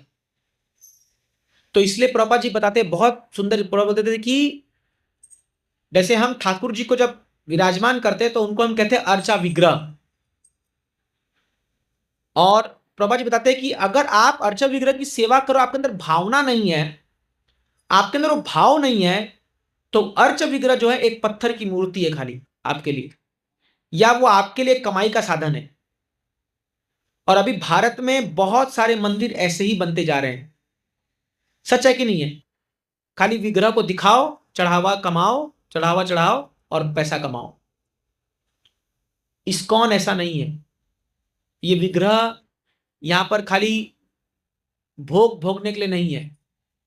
तो कोई व्यक्ति अगर ऐसे भाव में भगवान की पूजा करता है तो ये जो रजोगुण की भक्ति है, ये शुद्ध भक्ति नहीं है। हालांकि वो दिखेगा कि वो पूरा ऑल्टर में आरती कर रहा है एकदम एकदम। कई बार आप इवन इस्कॉन में भी देखोगे तो अट्टे कट्टे जो लोग होते हैं, मैं कई बार कह चुका हूं कि आपको एकदम उत्तरी पहन के आते हैं, जानबूझ करके ये पार्ट पूरा एकदम खाली रहता है और एकदम शंख बजाते हैं, तो ऐसे बजाते इससे लग रहा है कि कितने लोग उसको देख रहे हैं। कई बार मान लो पुजारी को सुबह 4:30 सबसे टेंशन था शंख बज जाए भगवान। तो 2-3 बार ऐसा हुआ है कि हमारे भक्त लोग पुजारी के लिए सेवा के लिए आए हैं और शंख बजा, फुस फुस आवाज निकल रहा है और सामने सूदासपुर खड़े हैं। अब आधा तो नर्वस में वैसे ही डर गया, वो कांप रहा है उसका हाथ और फुस-फुस आवाज निकल रहा है उससे। तो फिर हम लोग किसी को बोलते भाई जा इसको मदद कर, तो नीचे से आके बजाता है, अरे प्रभु जी मेरे को दे दो। तो क्या वो भी एक टेंशन में आता है? देखिए, जब आप वर्शिप करते हो भगवान को, तो आपके मन में भावना चाहिए मैं और भगवान। हाँ, समाज देख रहा है नहीं देख रहा वो ज्यादा इंपॉर्टेंट नहीं है।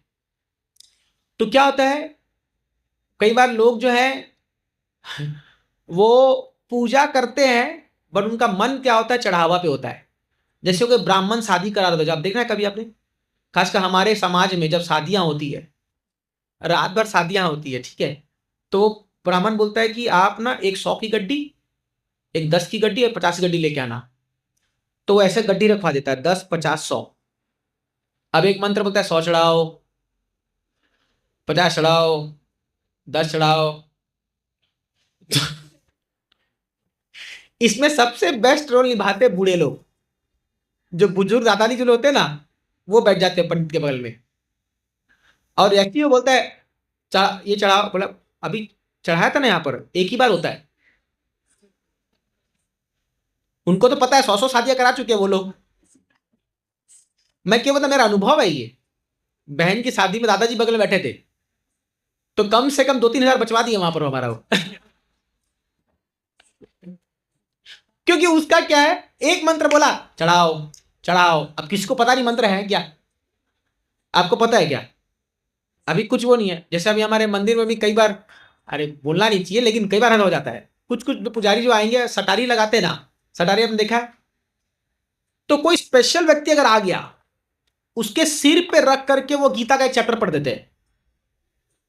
उनको याद करना ही है, वैसे ही कुछ मंत्र फूक देते हैं, उसको लगता है स्पेशल मर्सी आ गया है, लाओ 500 रुपया।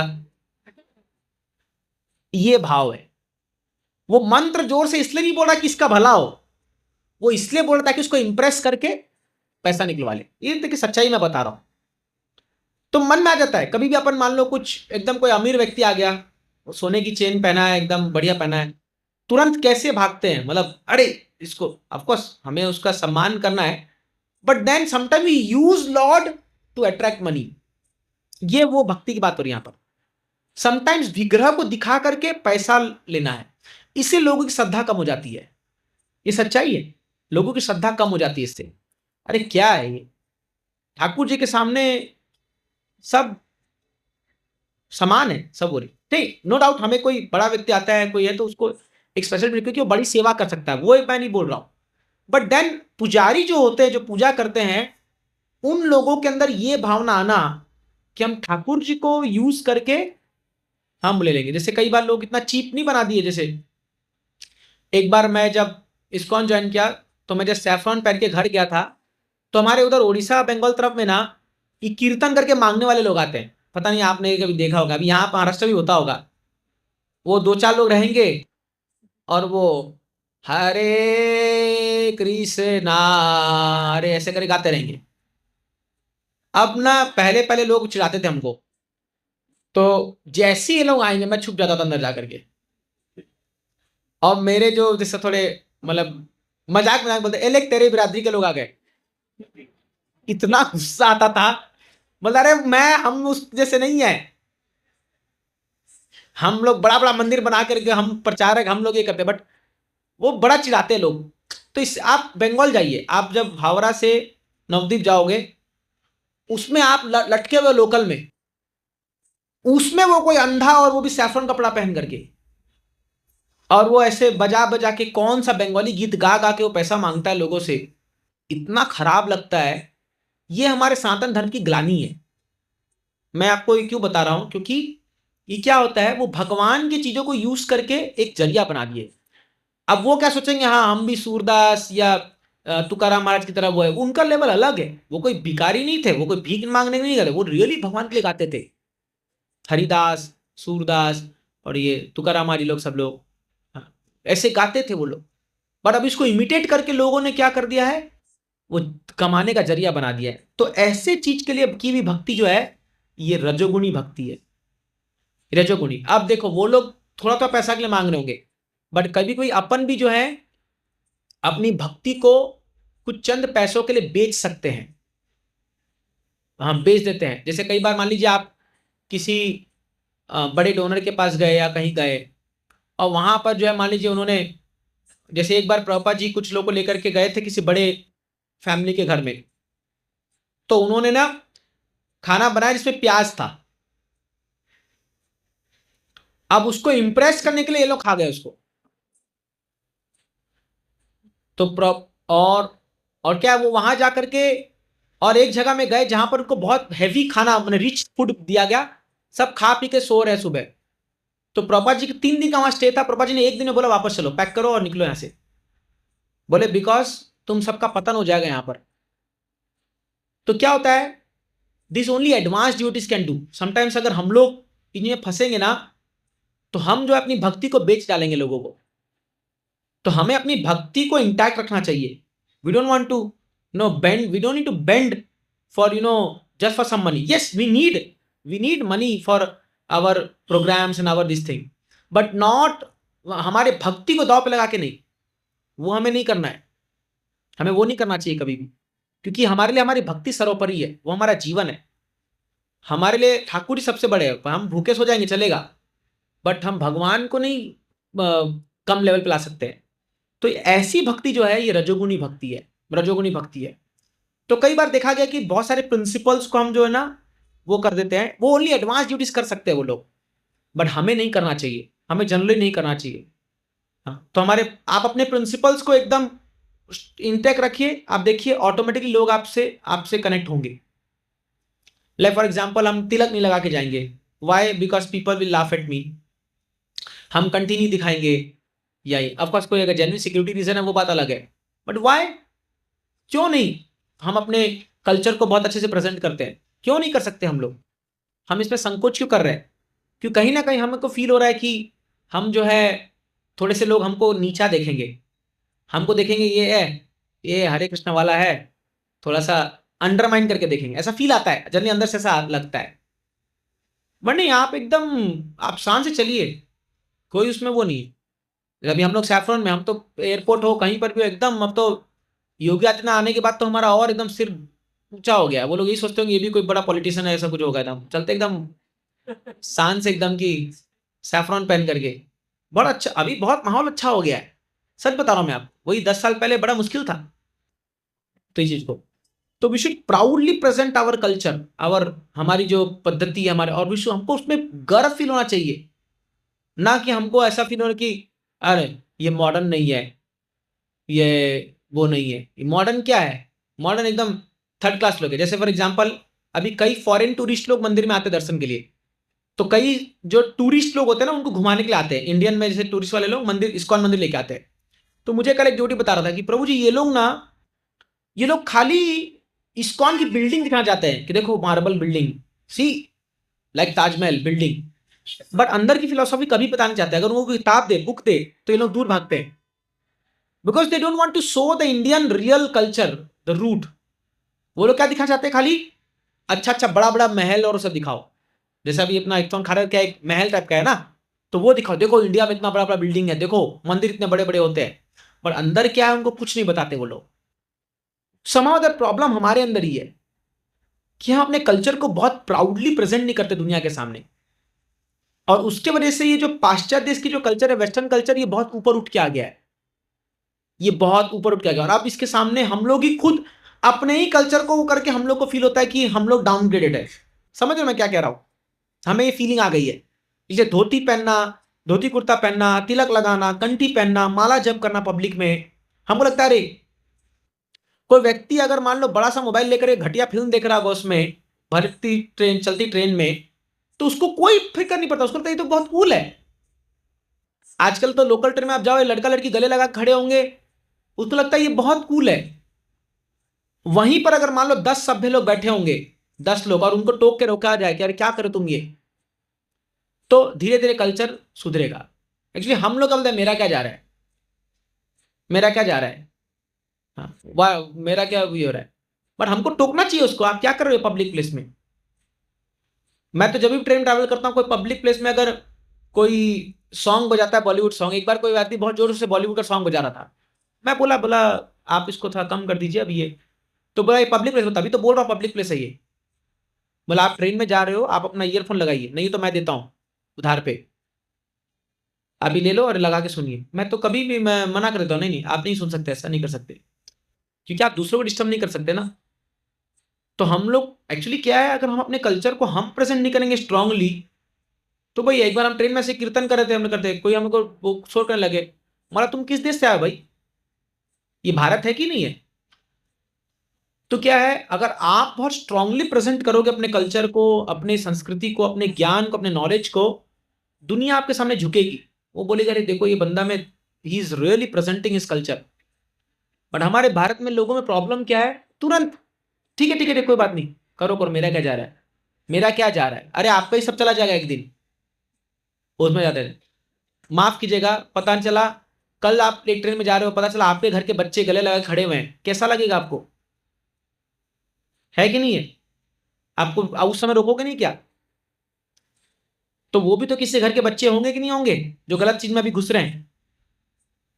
मैं तो कई बार मंदिर में देखता हूं, मैं मंदिर में डांटता हूं जाके उनको, बोला तुमको क्या कल्चर से कुछ नहीं है, तुम लोग कहां से आए हो तुम लोग। तो हमें एक स्टेप लेना पड़ेगा। आपको लगे इससे क्या होगा, अरे नहीं, वो एक रोक उनको जीवन में उनको याद रहेगा कि अरे हाँ किसने रोका था हमको ये कलर से। और आजकल क्या है, लोग सोचते हैं it's common, it's like that. तो इसलिए कल्चर बिगड़ता जा रहा है, बिगड़ता जा रहा है, बिगड़ता रहा है, और कहीं ना कहीं इसकी चपेट में हम सब आ जाएंगे एक दिन। तो इसलिए बोल्डली प्रेजेंट कीजिए अपने अपने कल्चर को, अपने शास्त्र को, अपने ज्ञान को, इवन अपने बच्चों को भी सिखाइए बोल्डली। आपको ज्यादा उसमें वो संकोच की दरकार नहीं है, अरे नहीं नहीं नहीं छोड़ो, ये मेरा बेटा है, कि बुरा ना मान जाए, बेटी बुरा ना मान जाए, अरे क्या गलत नहीं कर सकते, वो जो सत्य है वो सत्य है। तो ये प्रकार की जो भक्ति यहां बता रहे हैं, ये है रजोगुण की भक्ति, जहां आप अपनी यश के बारे में ज्यादा आप सोच रहे, अरे मेरे को मेरा मेरा सम्मान क्या होगा, मेरा मेरा फायदा क्या होगा। जहां आप अपने फायदे के बारे में ज्यादा सोचते हो, समाज का कल्याण के बारे में ज्यादा नहीं सोचते हो।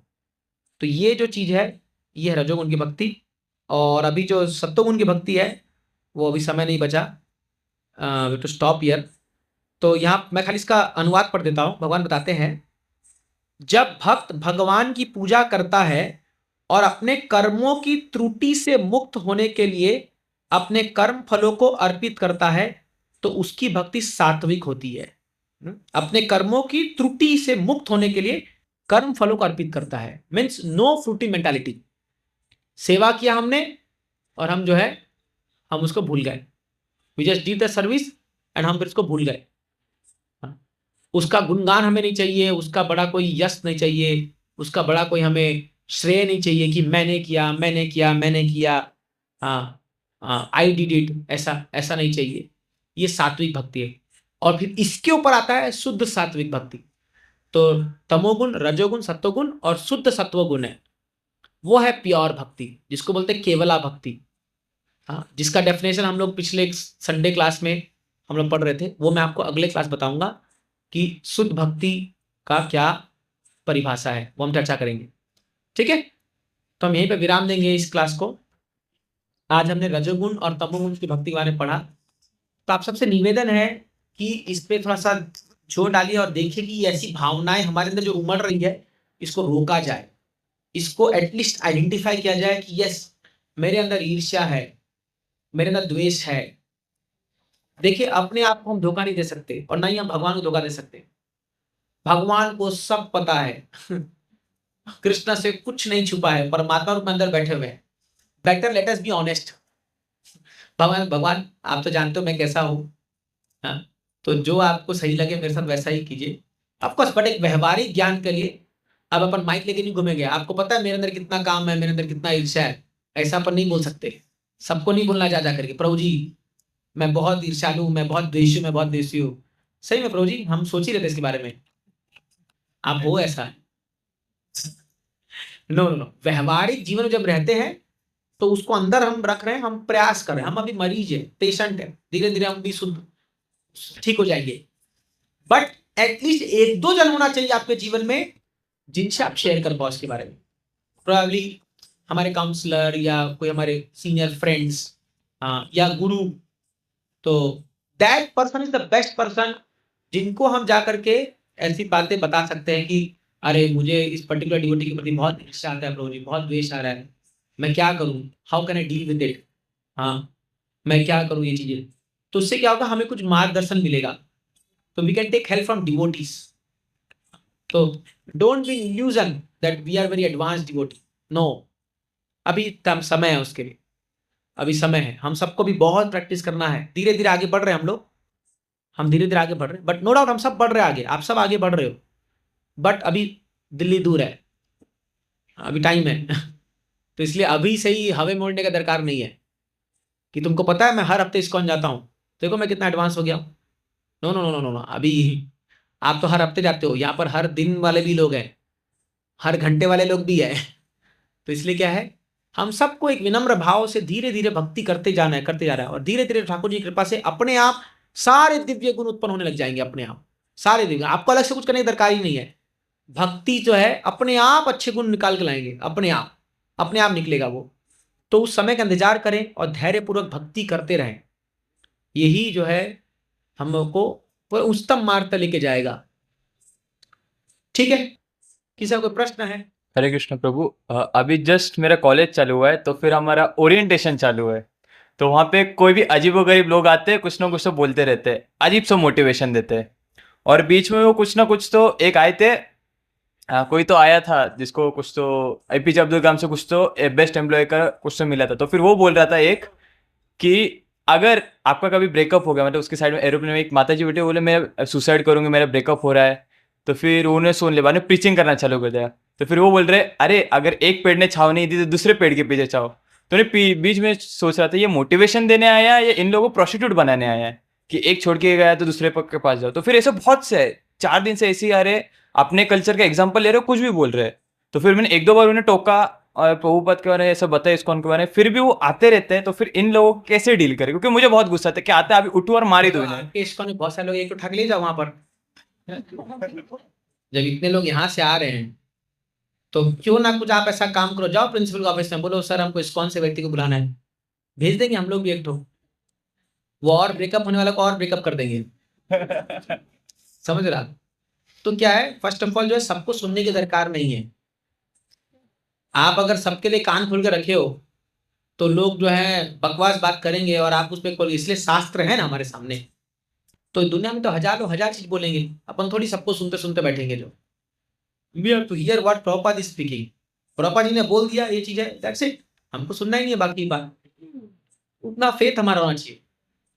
प्रॉब्लम क्या है, समटाइम्स हम भी दूसरों को सुन करके हमें मजा आता है, तो दिक्कत वो भी हो जाती है कई बार कि sometimes we enjoy nasty things and then we justify it through scriptures। आप समझ रहे हो, कभी जैसे मान लो अभी कॉलेज में मान लो एक डिस्को डांस का प्रोग्राम रखा गया है और आपके मन में बहुत इच्छा है कि यार ये हरे कृष्ण वाले तो नाचते देते नहीं है मेरे को डिस्को में, ये लोग खाली हरे कृष्ण में नचवाते हैं, तो अभी आप आके आप बोलोगे प्रभु जी क्या करे, अटेंड करना ही पड़ेगा, कॉलेज का प्रोग्राम है मैं कुछ नहीं कर सकता, तभी वो क्या बोलेगा, हाँ ठीक है भाई जाओ करो, और फिर आप एक फुल मस्ती करते हो वहां पर, है ना। तो क्या होता है, actually we have to understand see that हमारे मन में क्या चल रहा है ना। तो कई बार भोग भोगने की इच्छा हमारे मन में ही है और कभी कभी सटिकन ठीक बैठ जाता है, एकदम एकदम ठीक बैठ जाता है और हम जो है सटली चीजों का एंजॉय कर लेते हैं और फिर हम जो है उसको जस्टिफाई करते हैं कि हाँ ये नहीं करना चाहिए था, ये ऐसा, ये सबके साथ होता है, because we are not pure right now. Understand one thing, we are not pure, हम अभी शुद्ध नहीं बने हैं, हम लोग जो है वी आर ग्रोइंग, धीरे धीरे ग्रोइंग, हम ऐसे ही माया का लाभ खा खा खा खा करके धीरे धीरे आगे बढ़ेंगे। लाइक मैं तो एग्जांपल देता हूँ, एक बार हम लोग कर्नाटका से आ रहे थे कोई बस में और एक हमारे एक प्रभु जी थे जो कन्नड़ स्पीकिंग थे, तो हम लोग कोई यात्रा में गए थे और हम लोग वो बस में बैठे 5 लोग, और उस बस में रात 6 बजे से कुछ बस चल रही थी रात तक, टीवी लगी हुई थी, एक बढ़िया फिल्म आ रही थी और वो फिल्म कन्नड़ में थी, मेरे तो कुछ पढ़ने नहीं पड़ा, मैं माफ कीजिए नहीं बोलूंगा, तो बोले थे अभी ये प्रभु जी को मैं देखा, इनका मुंडी 3 घंटा ऐसे था खाली मैंने बगल में बैठा था, मैं इनको देख रहा हूँ, मैं माला कर रहा हूँ यहाँ पर, मेरे को समझ में नहीं आ रहा, एकदम एकदम पूरा फुल अटेंशन, जैसी मूवी खत्म हुई बोले मजा, बहुत अच्छा मूवी था। मतलब प्रभु जी ये तो इस्कॉन में नहीं देखते ना हम लोग मूवी। मैं बहुत नया नया था, मतलब इस्कॉन कभी कभी चलता है, क्या कुछ सामने आ गया तो क्या करूं मूवी। तो इट्स ओके, ऐसा कोई गलत नहीं दिखा रहा, उसमें भी नहीं था।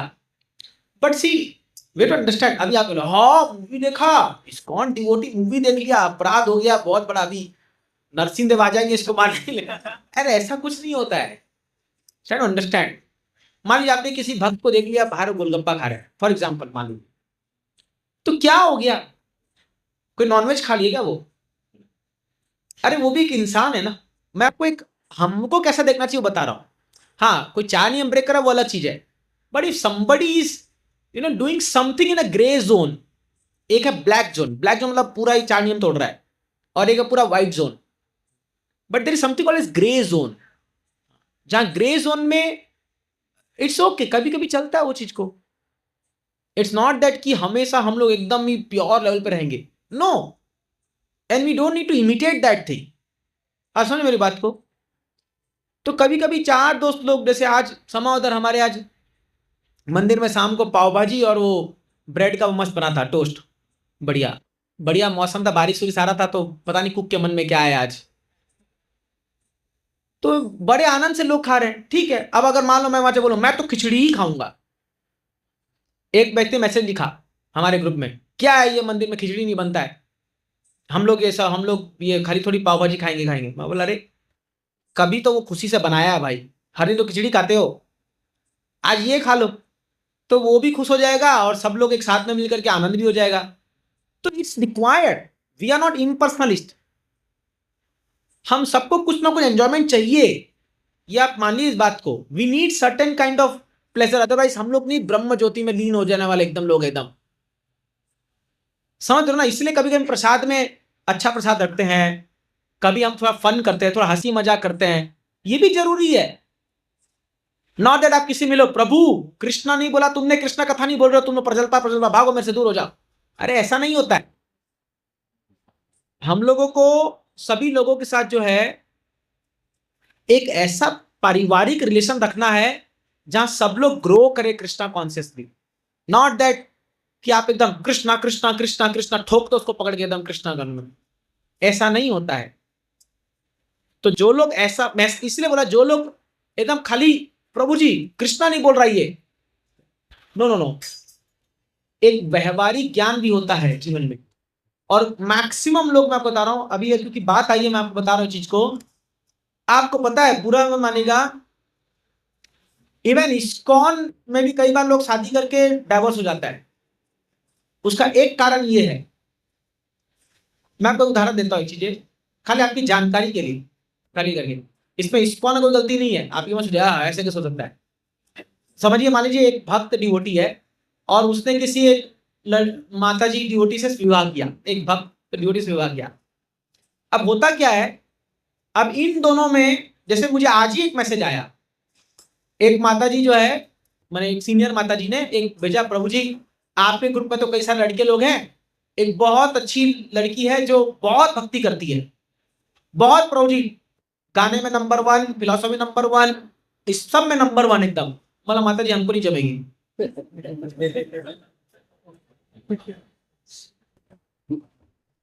क्यों?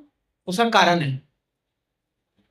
वो जैसी आएगी किसी हमारे मान लो यूथ के ग्रुप में, क्योंकि हमारे यूथ में कई लोग भेजते रहते हैं बायोडाटा, ये वो पूरा मैरिज ग्रुप हो जाता है कई बार, तो होगा क्या, अब वो डिमांड करेगी मेरे को तो घर में खाली कृष्णा का ही नाम सुनना है,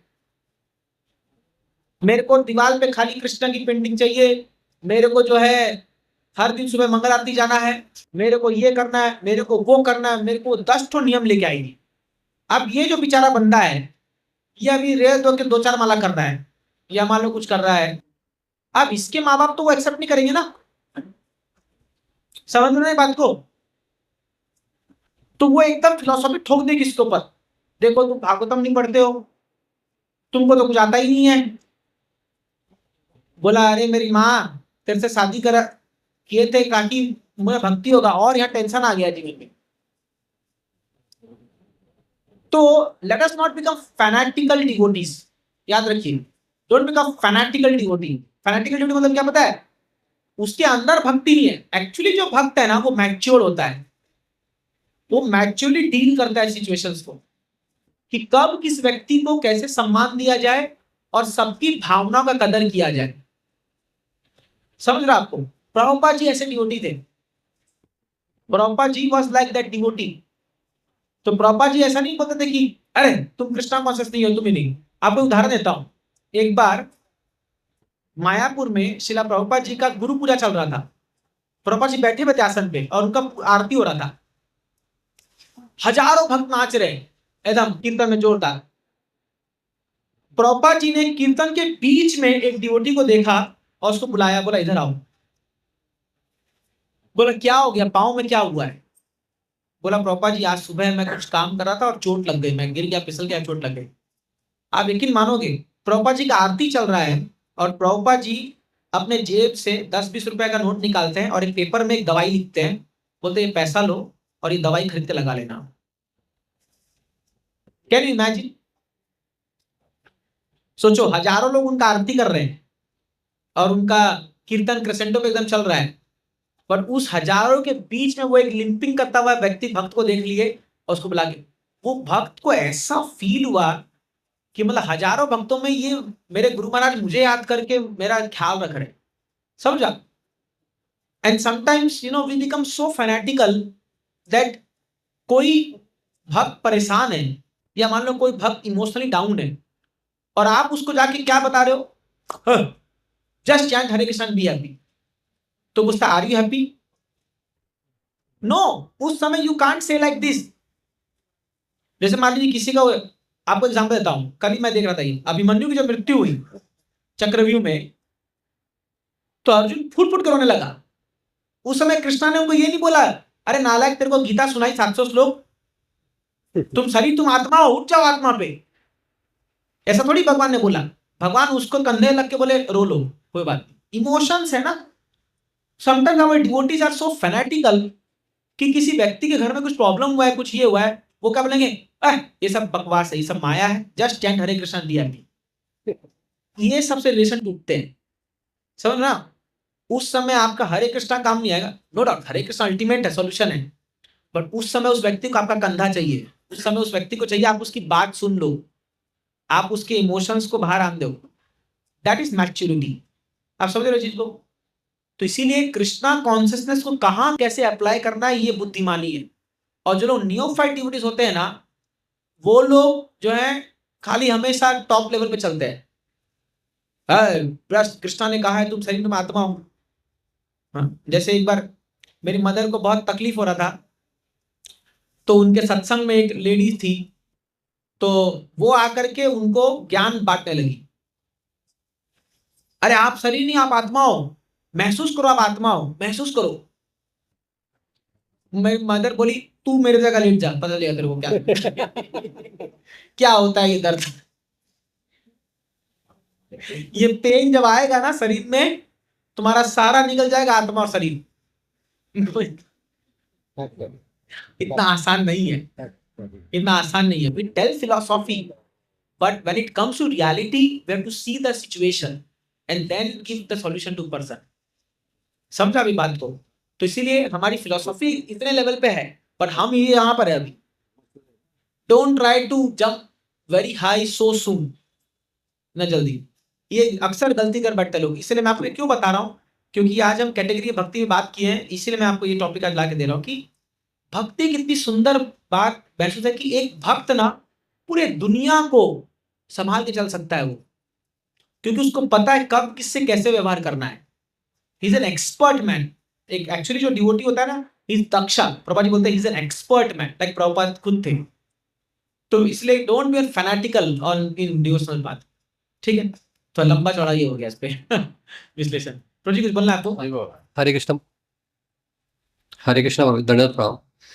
thank you for one more wonderful lecture Prabhu ji. Prabhu ji मेरा सवाल था, आपने एक तमोगुनी भक्ति के बारे में बताया, और तमोगुनी भक्ति के वजह से ही प्रभु जी जो भी हम ज्ञान ग्रहण कर रहे हैं, जो क्लासेस अटेंड करते हैं, वो ज्ञान हमारे हृदय में बैठ नहीं पाता। तो is it that only reason कि हम वो बिकॉज ऑफ तमोगुनी भक्ति से ही हम ये ज्ञान हम सुन तो लेते हैं, हाँ बट वो ज्ञान अब्सॉर्ब नहीं होता, हाँ बट फिर बाद में कभी सुन लेते हैं ऐसी क्लास में तो वो एकदम रियलाइज होता है, बट correct. वो हमारे इसमें नहीं आता। मीन्स जैसे हाँ। आपने अभी क्लास दिया, I note down each and everything, but वो प्रभु जी क्या है, because of this is my personal means feeling है प्रभु, बिकॉज ऑफ ओनली तमोगुनी भक्ति से ही ये ज्ञान हमारे हृदय में नहीं प्रकट हो रहा है। Yes. या भगवान क्या बोलते हैं गीता में 7वें अध्याय में, ज्ञानम विज्ञानम सहितम। एक होता है ज्ञान, एक है विज्ञान। ज्ञान मीन्स थ्योरी, विज्ञान मीन्स प्रैक्टिकल। अभी क्या होता है, जब हम ज्ञान सुनते हैं और जब हम दुनिया से डील करते हैं उस नॉलेज को लेकर के, आप देखोगे सिचुएशन अलग होती है ना। लाइक आपको एक उदाहरण देता हूं। अभी जैसे कल मैं एयरपोर्ट में उतरा, तो जो जनरली जो मुझे ड्राइवर लेने आता है, कल कुछ कारणवश वो नहीं आ पाया, उसकी वजह कोई दूसरा व्यक्ति आया। तो मैं इसको बोला कि भाई इसको समझा देना कि कहाँ आना है, एक पॉइंट पे कहाँ आना है। और एयरपोर्ट आपको पता है, मुंबई एयरपोर्ट बड़ा भूलभुलैया एरिया है। वो उसको क्या बोला, तू वहां पहुंच जा, मुझे कॉल कर, मैं तेरे को बताऊंगा कैसे कैसे जाना है। ठीक है, ये बाबू साहब चला गया, मुझे पता नहीं ये बात, ये चला गया वहां पर। मैं कॉल किया, भाई कहाँ हो? प्रभु जी मैं आपके बस 200 मीटर दूर पे हूं। आधा घंटा बीत गया। बोला 200 मीटर तो आधा घंटा नहीं लगेगा। बोला पूरी दिखा दो, 200 मीटर ही रहा है। बोला अरे मूर्ख, तुम घूमे जा रहे हो, एयरपोर्ट के चारों तरफ परिक्रमा लगा रहे हो तुम। बोला किसने तुमको बताया यहां पर आने के लिए? बोला पूरी उसने बोला, मैं वहां गया तो मेरे तो पूरा भूलभुलैया हो गया, मैं तो इधर उधर घुस गया। तो देखिए ज्ञान था कि वहां जाना है ऐसा, बट जब रियल ग्राउंड पे आता है ना, आदमी कंफ्यूज हो जाता है। ये जस्ट एक ग्रॉस एग्जाम्पल ले दिया। सेम चीज होता है जब अपन भक्ति प्रैक्टिस करते हैं ना, तो अपन शास्त्र पढ़ लेते हैं, oh pure devotional services like this, Krishna ऐसे, बड़ा अच्छा लगता है। बट जब हमारे जीवन में सिचुएशंस आती है ना, तो उस नॉलेज को लगाना मुश्किल होता है। एक बेस्ट एग्जांपल अजामिल है। क्या आपको लगता है अजामिल का पढ़ाई, अरे ऐसा वो ब्राह्मण था, सारे वेद पाठ उसको आते थे, बट वो एक सीन देख लिया खाली, एक शुद्ध शुद्रानी को गले लगते हुए, उसका सारा ज्ञान चौपट हो गया वहीं पर। इसीलिए उससे भी इंपॉर्टेंट है कृपा। आपके जीवन में ज्ञान तभी उतरेगा जब किसी वैष्णव की कृपा हो, गुरु की कृपा होती है ना। तो इसीलिए गुरु कृपा से वो ज्ञान एसिमुलेट हो जाता है। करो मोरे आत्मसात, हम लोग एक सॉन्ग में गाते हैं, गुरुदेव कृपा बिंदु दिया, करो ये दासे तिनापे का अति दीना। तो वो बोलते हैं श्रद्धा बुद्धि ना आमी अति दीना। तो व्हेन वी प्रे टू गुरुदेव, ओ गुरुदेव आपकी कृपा से मैं शास्त्र तो बहुत पढ़ रहा हूं, बट मेरे को उतर नहीं रहा कोई नॉलेज, प्लीज ब्लेसिंग्स दीजिए, अपना कृपा दीजिए। तो गुरु की कृपा से ज्ञान आपके हृदय में एसिमुलेट हो जाएगा, और फिर आप उस ज्ञान को प्रैक्टिकली अप्लाई कर पाओगे। इसलिए प्रभा जी कहते हैं कि बड़ा स्कॉलर बनने से कोई बड़ा भक्त नहीं बन जाता, उसको रियलाइज करना पड़ता है, और वो होगा सेवा से। क्यों हम सेवा पे बल देते हैं, क्यों हम कहते हैं सेवा कीजिए, वैष्णव की सेवा कीजिए, भगवान की सेवा कीजिए। सेवा करने से आप पर कृपा आएगी, और कृपा के फलस्वरूप आपका ज्ञान जो आपने सुना है या पढ़ा है शास्त्र, वो आपके हृदय में उतर जाएगा। इसलिए कई लोग जो केवल बैठ बैठ के शास्त्र पढ़ते जाएंगे, हजारों घंटा का लेक्चर सुन लिए, बट वो रहेंगे वहीं के वहीं, क्योंकि वो सेवा नहीं करते। तो इसीलिए कृपा बहुत जरूरी है भक्ति मार्ग में। You need blessings of devotees, very important, very important. और इसको कमाना पड़ता है, ये कमाने वाली चीज है। कैसे? किसी भक्त का जन्मदिन है, आप उसको खुश करने के लिए आपने कुछ योजना कर दी। फॉर एग्जाम्पल आपने कुछ केक बना दिया, कुछ उसके लिए गार्लैंड बना दिया, कुछ वो कर दिया, वो हार्ट टू हार्ट आपको ब्लेसिंग्स दे देगा कि भाई ये। लाइक मैं आपको एग्जांपल देता हूँ। फॉर एग्जाम्पल अभी हम लोग कभी कभी यात्रा में जाते हैं, हाँ, तो कभी अभी रीना माता जी यहाँ बैठे, कई बार माता जी प्रसाद बना के देती है हम लोग को यात्रा पर जब जाते हैं। अभी जोरदार भूख लगी है, तो जब हम लोग प्रसाद खाते हैं ना, जैसे ही पहला निकला, इतना टेस्टी होता है, एक ब्लेसिंग निकलता है वहां से। अब हम लोग इतने बड़े भक्त नहीं है ब्लेसिंग, बट एक निकलता है, भगवान क्या, थैंक यू सो मच, वो चीज लग जाती है फिर, वो आपका। इसलिए कभी मौका मिले किसी वैष्णव की सेवा करने के लिए। अब मैं यहाँ मेरा एड्रेस नहीं करा कि मेरा सेवा करो, no no no no, not like that. कोई भी डिवोटी, जैसे हमारे अतुल प्रभु जी भी कई बार वैष्णव घर में बुलाते हैं, कई सारे भक्त, कोई भी भक्त यहाँ आता है तो प्रभु जी बुलाते हैं, उनको प्रसाद खिलाते हैं और सेवा करते हैं। तो राइट टाइम पे आप राइट चीज कर दोगे ना, यू विल गेट ब्लेसिंग्स। और आप मान लीजिए कोई कोई भक्त है जो बड़े निराशा से आया है और ही वांटेड योर टाइम, और आपको बस एकदम कट्टू कट्टू चल रहा है और आप अपना समय काट करके उसको 15 मिनट टाइम दे दिए। तो उसको लाइक कल ही मैं आ रहा था तो एक व्यक्ति था जिसको मतलब एक मेरा ही काउंसलर, उसको बहुत प्रॉब्लम हो रही थी, मतलब मेंटली डिस्टर्ब था। तो मैं उसको एयरपोर्ट से कॉल किया, मैं उसको 15 मिनट वहां बात किया, मैं उसको समझाया देख ऐसे ऐसे चीजें, ही फेल्ट सो रिलीफ। तो अब हालांकि जूनियर है सीनियर, बट वो भी मुझे तो ब्लेसिंग देगा ना, अरे थैंक यू प्रभु जी, आपकी वजह से मेरा ये सॉल्व हो गया, लाइक दैट। इसलिए मैं आपको बोलता हूँ वैष्णव के साथ रहिए। जाने जाने हम लोग सेवा करते रहते हैं, जैसे फॉर एग्जाम्पल अभी आप किसी को प्रसादम सर्विंग करोगे, अभी आप किसी को कुछ मान लीजिए एक रसगुल्ला आया, किसी के मन में और 2 खाने की इच्छा है, आपने अपना प्लेट उठा के उसको रख दिया, लो प्रभु जी आप खा लो, वो बोलेगा वाह, कैसे भी खुश किया आपने उसको। तो इसीलिए ये हम कृपा कमाते कमाते कमाते कमाते आप देखोगे ऑटोमेटिक नॉलेज उतरना शुरू हो जाएगा। और उस समय जो आपको वो जो एक्सपीरियंस होगा, उसको बोलते हैं यूरेका एक्सपीरियंस, जो फिल्म में होते हैं, बोलेगा अरे बाप रे, कभी मैंने सोचा ही नहीं था।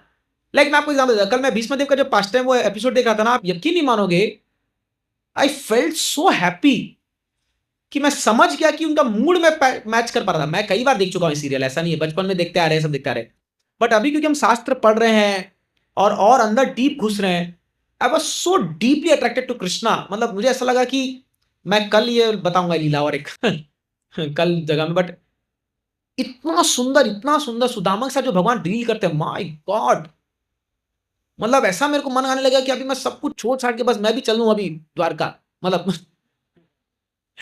ऐसा फील आता है। तो वाई वी आर कनेक्ट, हम क्यों रिलेट कर पा रहे हैं उससे? भक्ति करते करते करते करते करते करते वो हृदय एकदम मेल्ट होते जाता है, एकदम एकदम मेल्ट होते जा रहा है। एंड वी डिजायर, मैं आपको ऑनेस्टली बता रहा हूं, मैं और मेरी मदर बैठ के देख रहे थे, जब कृष्ण दौड़ के आते हैं ना सुदामा को मिलने के लिए, क्योंकि शायद मैं लास्ट सैटरडे भी कुछ सुदामा पास्ट बता रहा था यहाँ पर, तो my mother asked me one question, she told कि बेटा भगवान हमारे लिए भी ऐसे आएंगे क्या, मतलब क्यों नहीं आएंगे? तो मैंने कहा कि हमने गोप कुमार का कथा सुना था ना वृंदावन में, मतलब भगवान आते हैं, ऐसे ही आते हैं, हर एक जीवात्मा के लिए भगवान ऐसे ही आते हैं। तो सी फेल्ट सो मच ये कि अरे यार सच में ऐसे आते हैं भगवान हमारे लिए, बोला हाँ आएंगे, बट आपको ऐसा भक्ति भी करना पड़ेगा। सुदामा जैसा भक्ति करोगे तो कृष्ण जो है वैसे ही दौड़ के आते हैं। क्या हो गया, दूसरा रेडियो चालू हो गया क्या? तो ये सब चीज बहुत टचिंग हो जाता है एकदम हार्ट को, और then you start meditating, O Krishna I also want that reciprocation. ये कब होगा? जब आप भक्ति करते हैं। इसलिए मैं आप लोगों से कहता हूं, भक्ति अतः सागर है, अनुभव का और इमोशंस का पूरा ओशियन है, ओशियन सागर। आपके किस जिंदगी के पड़ाव पे कौन सा चीज आपको रिवील होगा आप जानते नहीं हो, इसलिए इंतजार कीजिए, इतना जल्दी छोड़ के मत भागिए। अरे मजा नहीं आ रहा, अरे माला जप नहीं हो रहा, अरे ये हो रहा है वो हो रहा है, अरे कोई बात नहीं, ऐसा कौन सा हम लोग भौतिक जीवन में बहुत आनंद से जी रहे हैं, यहां भी तो तकलीफ है ही ना। बेटर टू बी इन तकलीफ, बेटर स्पिरिचुअल लाइफ में आते जाते कोई दिक्कत नहीं है, बट जो अनुभव आएंगे भगवान की कृपा से, ओह वो आपकी धरोहर है। जैसे हम लोग ब्रह्मचारी लोग के लिए हमारे पास कोई धन दौलत कुछ नहीं है, लेकिन हमारी संपत्ति क्या है? हमारा अनुभव, हमारा साक्षात्कार, हमारे रियलाइजेशन, ये हमारा अनुभव है। यही तो हम शेयर करते हैं दुनिया से, इसको कमाइए। इसे शास्त्र पढ़िए, भक्तों से चर्चा कीजिए, डिस्कस कीजिए, और फिर भगवान से प्रार्थना कीजिए, वैष्णव की सेवा कीजिए। देखिए क्या क्या ज्वेल्स निकल के आएंगे आपके हृदय से, और वो आप जब फील करोगे, नथिंग बियॉन्ड दैट, नथिंग, उससे ऊंचा कुछ नहीं है, मेरे ने तो कुछ नहीं है। और तो ये होगा, ठीक है। Thank you, Hare Krishna.